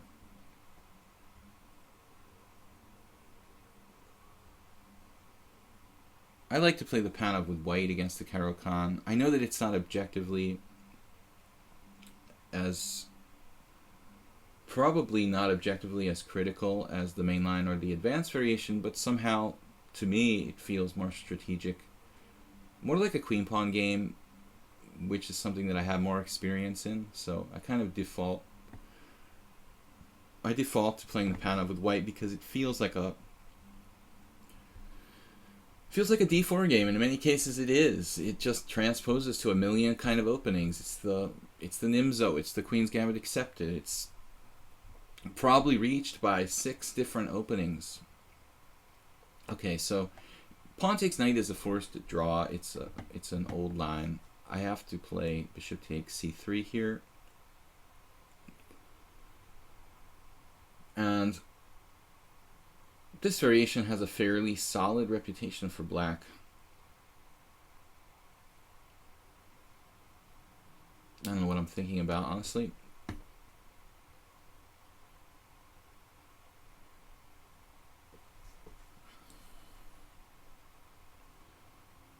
It's kind of like a Petrov or something, like a Petrov where several pieces have been exchanged. White has hanging pawns.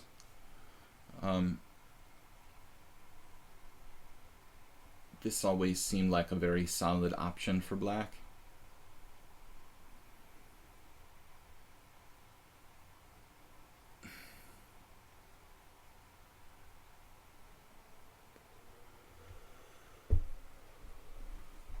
Yeah, grueling stance. I don't know. Maybe he was a candidate master in Russia and then got the candidate master title later on, according to FIDE.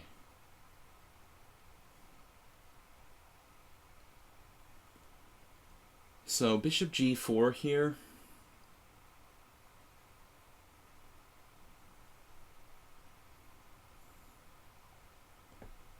Just on a totally other subject. Did you guys see this sort of ridiculous thing where they wanted to have a vote about getting, or have a meeting about asking Ilumjanov to resign from FIDE? And it's absurd. Just, why would the guy resign from this organization that's supporting his whole life, basically? You can't ask a dictator, Mr. Dictator, will you please resign from the post?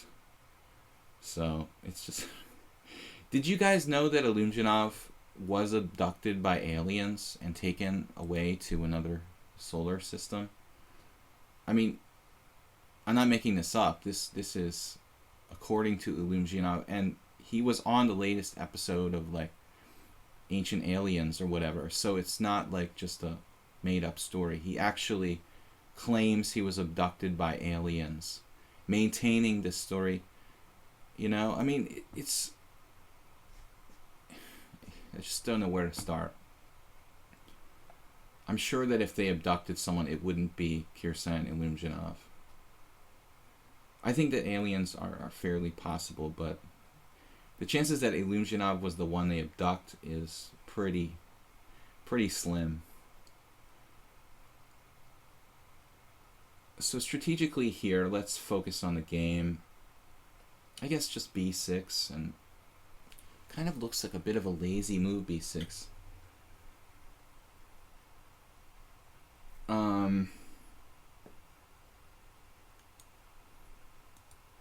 Bishop g4 would be another approach, but I'm always going to have issues here.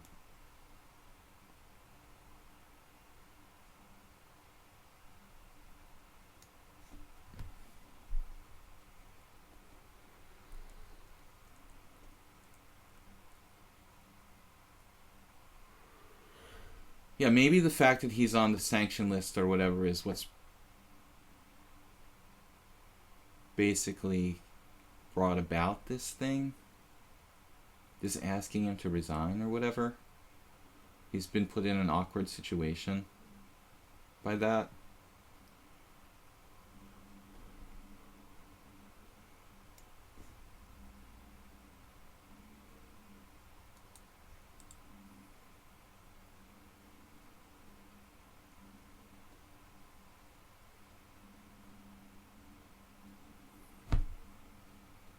Now bishop d3. This knight suffers from non-ability to go to either e5 or g5. So it looks like black has a good game here. This pawn is hugely important. Though absent from the center of the board, absent from the queen side, well, not really the center. Now he's stirring up trouble. Maybe queen d6. Or rook e8 first. If I play rook e8, he's just going to try to trade everything, I guess. What can I do? So anyway, it's just a mess. The International Chess Federation.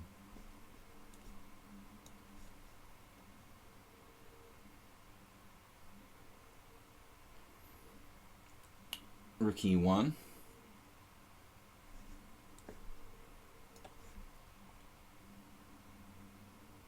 FM Tactisian. Used only 1 minute so far. Threatening mate, so I guess we should play this move.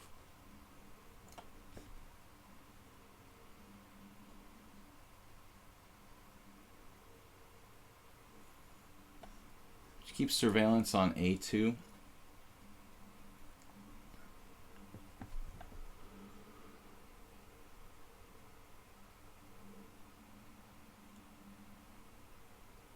mean, what people have to remember is that the last FIDE dictator was also corrupt, so it's not like it's just Ilumzhinov. I mean, it's been going on since like 1983 or something.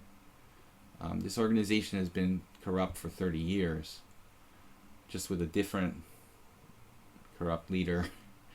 I don't know. But like all sporting organizations are corrupt, I guess. Most of them. Any organization where there's money involved is going to have corruption. Queen e3. So what if I play like bishop d5 here?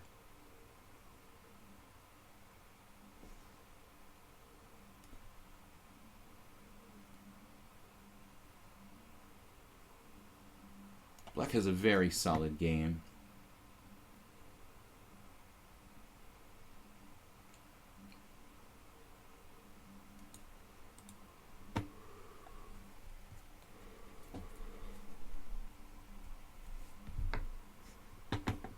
G6.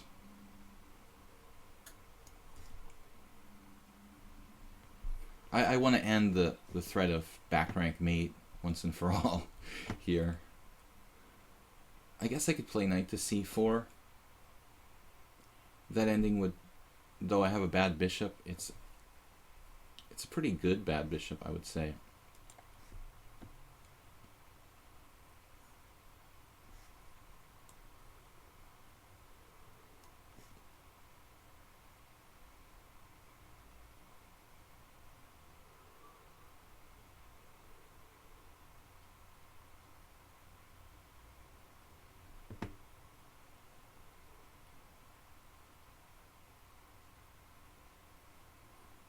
Well, no question, I want to fix my pawn structure now. This should be about equal. Yeah. Maybe bishop a6 idea.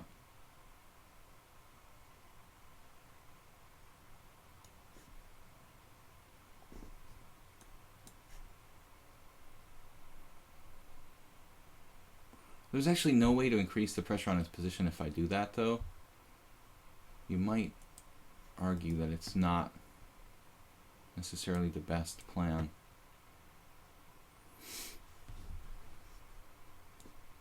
Oh, this move is a mistake, maybe, too.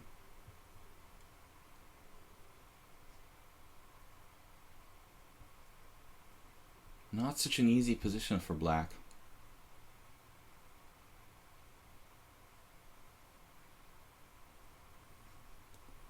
Don't like my pawns getting all in the wrong color.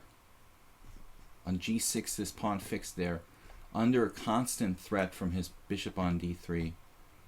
Not a big fan of that. He's got a 3-minute time advantage now. An h4 played. Absolutely best move. Hopefully we can hang on here. I could play g5 anyway. Should probably be enough to hold on. I don't want my pawns fixed on the wrong color.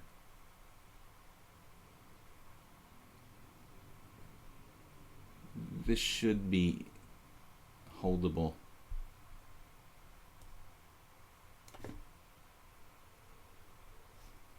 Barely. Knight c6, maybe. Now I feel better about bringing my king maybe toward the center, although kind of running out of time here.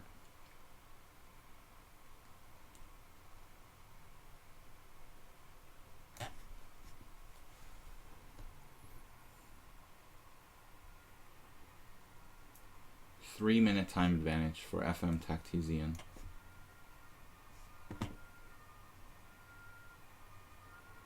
Look how he plays. Got to be very, very careful. Bishop is defended now. He still can't play c5, I don't think, without dropping a pawn there. But he's not really an FM. He just called himself FM. Just Don't make that mistake. It's not a title. It's just his made-up name. He beat me the first game, and he's playing perfectly this game too. So it's really tough player, apparently.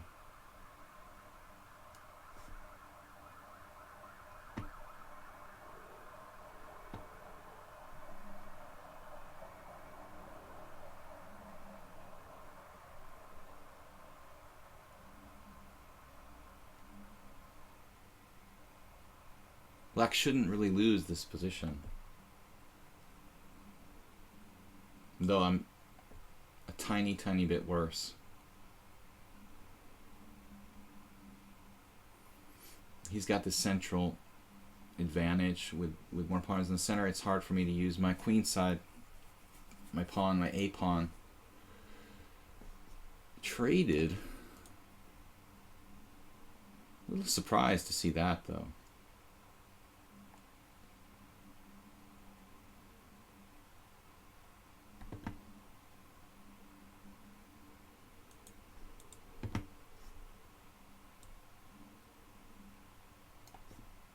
Black needs to be careful here, but this is a draw.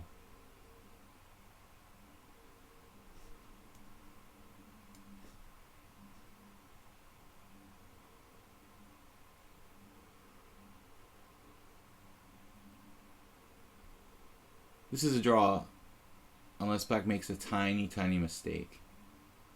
And then it could be lost. I wonder about the trade there. I shouldn't do that.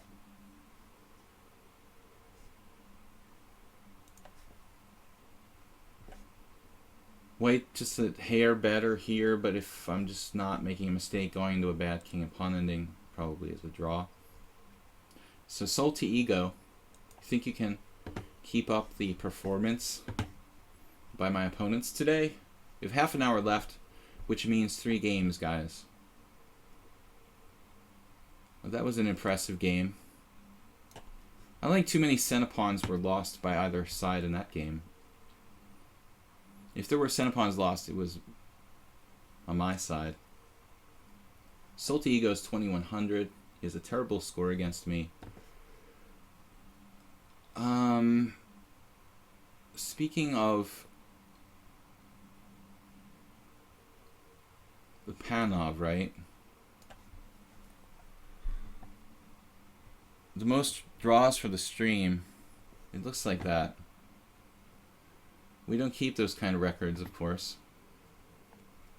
The simul went well. It was really fun last night. A lot of viewers.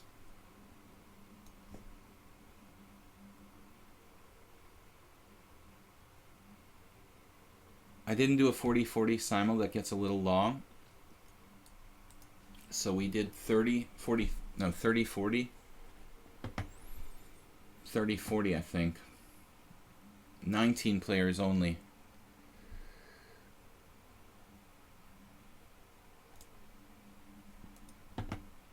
A lot of draws, but I don't really think that I'm underperforming. I mean, it feels like I'm playing my normal strength. It's interesting, on the internet, everyone's a little better. F4. Well, this feels like the way to go, right? I mean, the critical variation against the Pierts is F4. The C6 to check defense or whatever, it's basically a form of Pierts defense.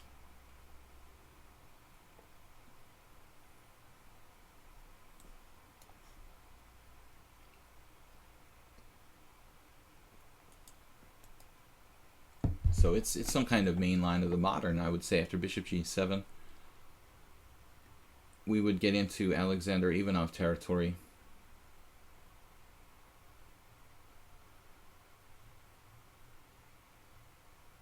I'm thinking this is some old games from my former New England days, where there were a lot of games between FIDE Master John Curto and Alexander Ivanov after bishop g7. bishop e3, queen b6, queen d2, something like that. This poison pawn type of sacrifice Kurto used to try against Ivanov, but it's really like, it's not really enough. Ivanov would just take the pawn on b2 and then go back and go into curl up into like a little defensive ball, and you wouldn't, get enough compensation for the sacrificed pawn. Bishop h6 is not a good move. So as usual, Salty Ego, he doesn't try to play correctly. He's focusing more on being creative. Bishop h6 is really a weird move. He has played, like, for example, against me, e4, knight c6, d4, or no, e4, knight c6, knight f3, f5, right? That's the kind of stuff that sometimes Salty Ego plays. Really marginal, unsound kind of openings. But I also, when I wasn't streaming, when I wasn't being so serious, would play crazy stuff. e4, knight h6, for example. I talked about that yesterday a bit, just briefly. I mentioned e4, knight h6 idea, because Guitar Player had a French advanced variation type position against me where he took on h6. And for fun, I used to play knight h6 on move 1. It's actually funny to watch people not know how to react to that. So a6 right away.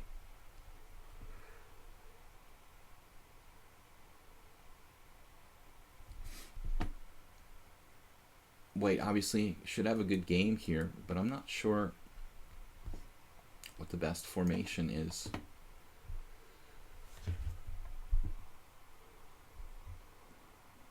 Focuses on being creative. It's another way of saying your play is interesting. I'll never hurt your feelings. Knight f3, and I guess the plan is like, is the plan to play like bishop g4? Do you want to play bishop g4? Try to maybe trade a set of pieces, or not? I'm leaning toward castling kingside. White has a big space advantage, and I don't think I need to risk anything here. I was talking about castling queenside against the Scandinavian as a good way to play for a win, as one of the viewers said, but I think it was Swing Choppa. But in this position, White has such a big space advantage. I don't think the castling queenside is necessary. There's enough dynamics in the position. Now, bishop g4 is threatening. Bishop takes f3, doubling my pawns. Obviously, it's not that big a deal. So I think castling is both a solution to the doubled pawns and a good place to put my king. Alternatively, you could even play queen f2, but it seems to lose a little bit of time. So Salty Ego's position is dubious at best.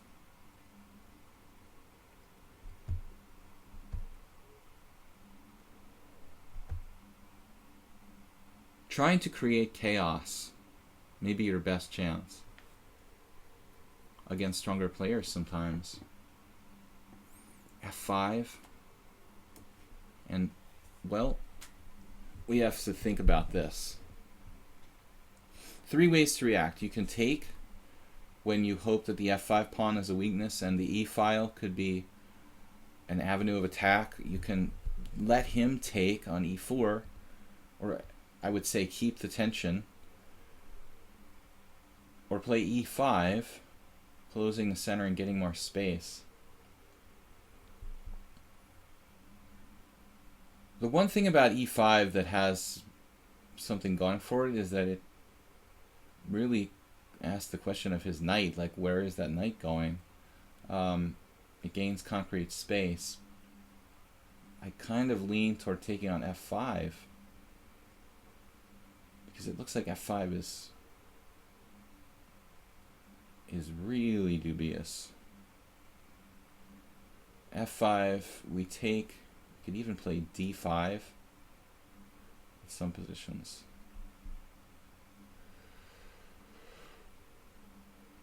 Take on f5, pawn takes f5. My bishop on e3 is seriously immobilized in this position. That's the case no matter what I do, I guess.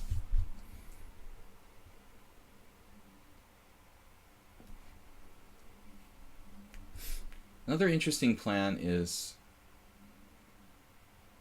to question the bishop on g4 about its future. Although,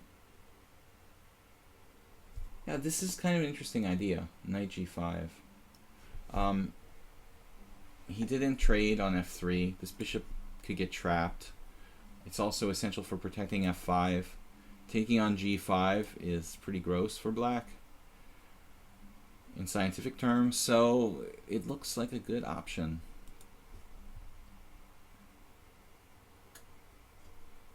I have seen this idea in the King's Indian from time to time. Black will play like bishop g4 and knight g5 would follow. So this looks like really dubious for black. Now, knight takes or bishop takes. Knight takes would be the normal move, but I'm thinking that his bishop could go to f5 when it could be somewhat difficult to get rid of it, but not really. He'll trade it for my bishop. Alright, well anyway, we have a big edge here. And bishop takes is interesting as well. May well be a good move.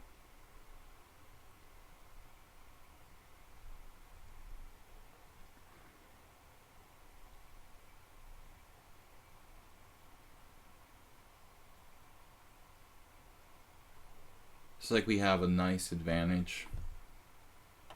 Particular problem here. A very particular problem.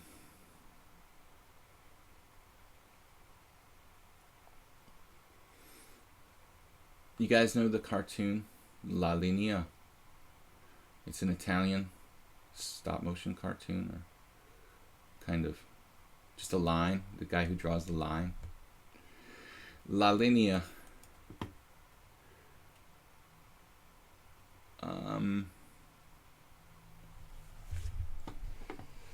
You're gonna castle queenside? Seriously? Is that good for your health? Just in case you were thinking about castling queenside, let's consider it. This castling queenside concept a little more deeply. Are you sure you want to seriously consider castling queenside? I didn't think so. And now, another weakness. f7 is critical.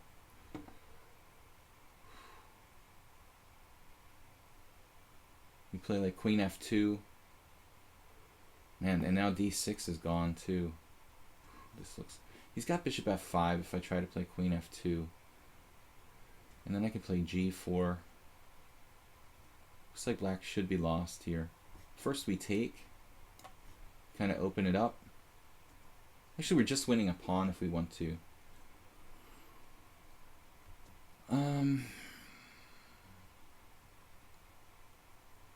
Simply winning a pawn. Or do you want to go for more? With bishop f4 is also good. Like everything is good. Bishop f4. Pawn takes pawn. It loses time though. Bishop takes b5.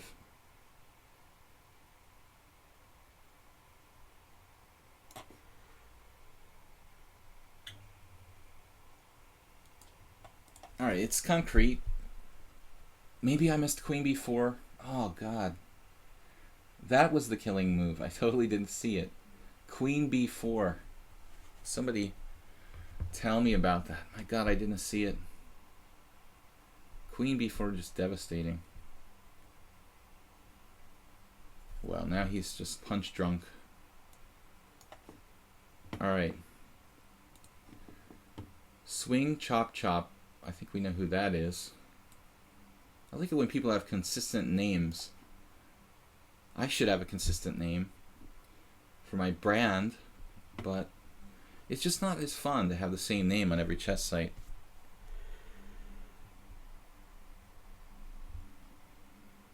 So we won one game today. Is that the first one? Sweating. It's not been easy today. Swing, chop, chop. Alright. Okay. We haven't played before. We have an established rating? Yeah. So, okay, Swing Chop Chop said he thinks the standard ratings are a little inflated. He's got consistency for that, you know, like 100 points. I don't, you know, I found it a little tougher. So 5-3, this is fast. This is the fastest we play. I've got to remember that. We've been really playing long games today. And this is like real blitz.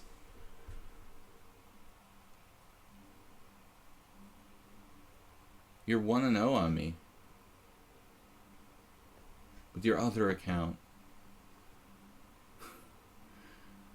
And Illuminov went to space and met aliens too.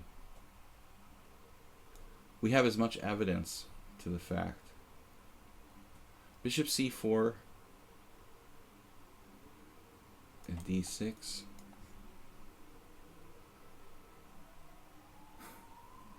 My old account, at least he has an excuse. He doesn't admit to any wrongdoing. He says it's his password. I'm just kidding. Sure, of course, it's completely likely. It's easy to beat me.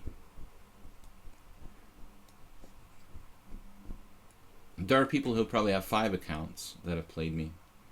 Have winning accounts on all. Wouldn't surprise me in the least. Knight f6.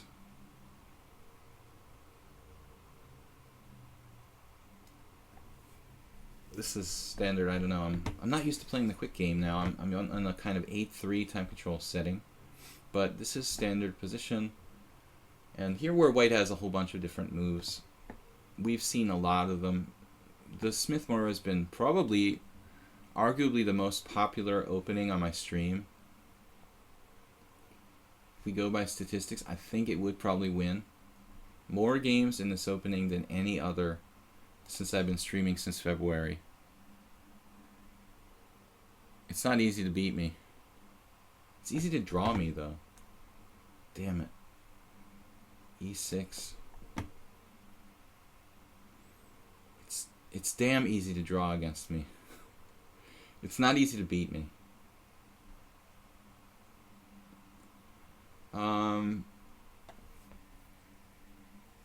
So, yeah, there was one guy who was playing this position, I think.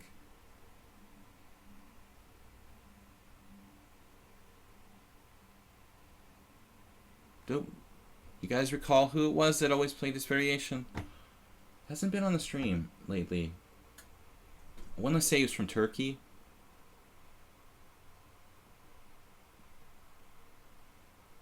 I'm sure somebody might remember. Your account is closed. That way your account is purged. So e5. Okay, this is not usual. Nobody's ever tried that one before. There must be something really wrong with that. We obviously can't take with the pawn. If we take on f3, he takes with the queen, and then sometimes process of elimination is the easiest way to solve the question of what to do. Bishop takes f3, queen takes f3, knight takes e5, Queen takes b7. Knight takes c4. Queen c6 check, and then takes on c4. What's up with that? I can't play queen d7. I think I said queen d7. I have to play knight d7. And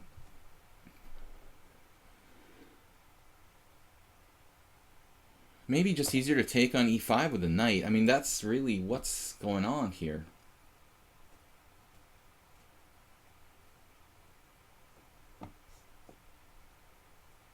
Yeah.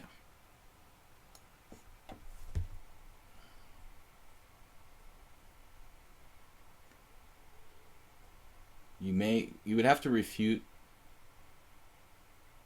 the entire variation for black if this works for white. Royal Python, always ask the obvious question. Alright, well, I just resigned. Most people wouldn't resign here. I respect that. Save everybody time. It's really cool. You could play it out, down 2 pawns, and probably drag it out. But resigning is cool for the rest of the players. Yeah, e5 just doesn't work. So bishop f4 we had against one guy a whole bunch of games. Or maybe not bishop f4, h3 first, I want to say. But that doesn't seem right. h3, bishop takes f3, queen takes f3, bishop e7. One player on the stream would repeatedly retreat their bishop to e2 and play bishop f4, and there's this long variation where it seems to be equal, or black is a tiny bit worse, but it's holdable for black. But I can't remember who that was. Man, you're killing me with this variation. Knight a3.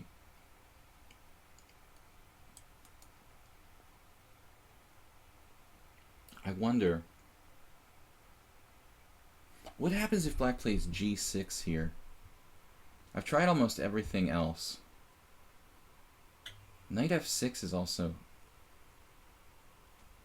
provocative. Knight f6, e5. I could see how that knight on a3 could be kind of troublesome. So if g6, d4, pawn takes d4, queen takes d4, knight f6, e5, knight c6 is good for black. If g6, c3, bishop g7, d4, pawn takes, d5. You know, this should be interesting. Let's try it. I don't think I ever tried this move. I don't recall it being analyzed. I never played it in this move order. I might have played it after knight c6. I don't think I've tried it directly against knight a3 before. But it avoids knight c6, bishop b5, which is, I think, would be an annoying line. Alright. Well, we can play a Grand Prix with your knight on a3 instead of c3. Knight d4.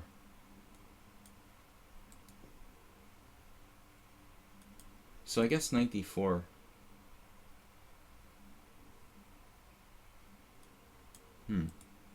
Knight d4, c3, knight takes b5. That doesn't look so good for white. It's a little different from the position with the knight on c3 and the knight on a3. It's kind of hard to figure out who it benefits more. Feels like that knight on a3 is somewhat suspicious. But knight takes b5 would transpose.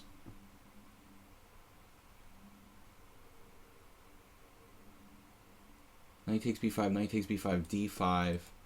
This is what Eugene Perelstein plays with white. Knight takes b5, knight takes b5. I mean, this is Roman Gingiashvili's variation. You know, we shouldn't really credit Perelstein because he just got it from Roman. Takes d5, pawn takes d5, a6, knight c3, knight f6. d4. Knight takes d5, d takes c5. And black has to fight for a draw. Though it is a draw with accurate play.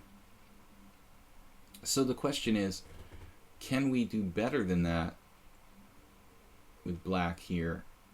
I think it's an interesting question. Actually, e6. I don't know what's wrong with e6, honestly. e6 here is bad because of knight c4, maybe. And that drops a piece. Why is e6 bad? Feels like a natural move. e6, e5, I guess, is the problem. e6, e5. Alright. I guess we'll just go into this variation. The line that I talked about is one possibility. I remember Parsifal on ICC, the famed Who Wants to Be a Millionaire loser, Jim Plaskett, played e5 against me. And I don't think that e5 is really as good.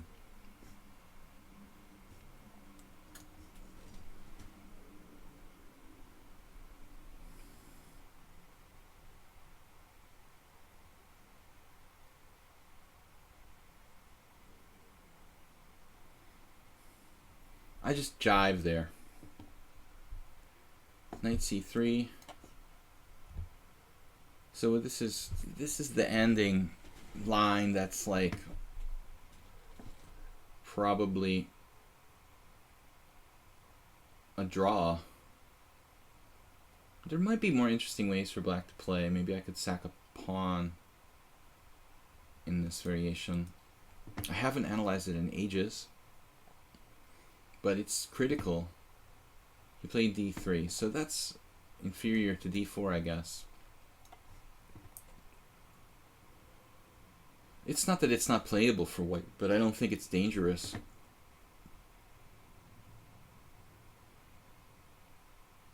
Well, it's not important that I'm going to win a pawn here. Is it? Actually, it is. The pawn is very important. The exchange might be too much. There was a weird game in my simul yesterday where a guy who was rated really low actually offered an exchange against me, and I didn't take it because it was just too dangerous. But same principle here. Black will have some problems if I try to take that exchange, so I'm happy just to maybe try to win the pawn, keep the pawn.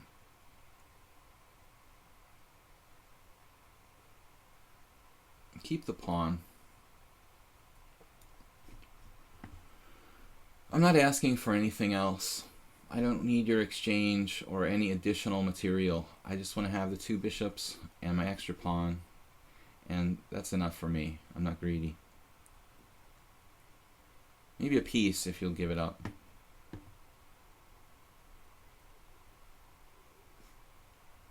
What is this game? Forgot about this one.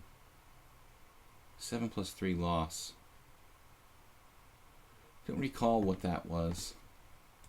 Out of here. Priority is not to get mated. Now white might be losing a piece. Just losing a piece, eh? So he had to play Queen C1. But it's sort of, the whole thing is, I guess, dubious for white. But geese, you should play D4. That's the line. And there are a lot of the endgames black has lost after that.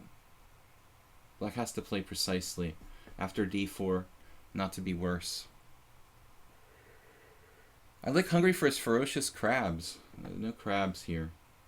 We're crab free.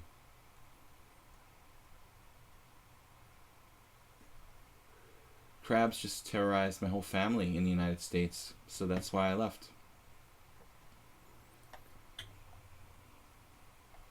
Guys, this is going to be the last game for today. We're going to pick it up tomorrow at 10 a.m. I'm actually in a sauna-like state here.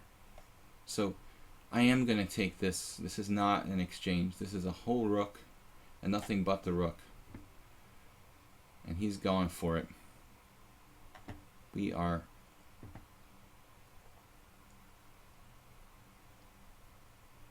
We're confident in this position now. Give me that. More greed. But I need to develop my pieces. Bishop g7 is interesting. There's an argument for bishop f6. I think this is even better. There's no way you're ever going to checkmate me after bishop f6.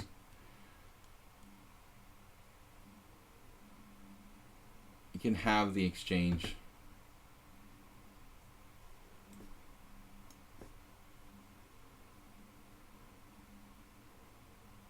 With those bishops, zero chance of getting checkmated.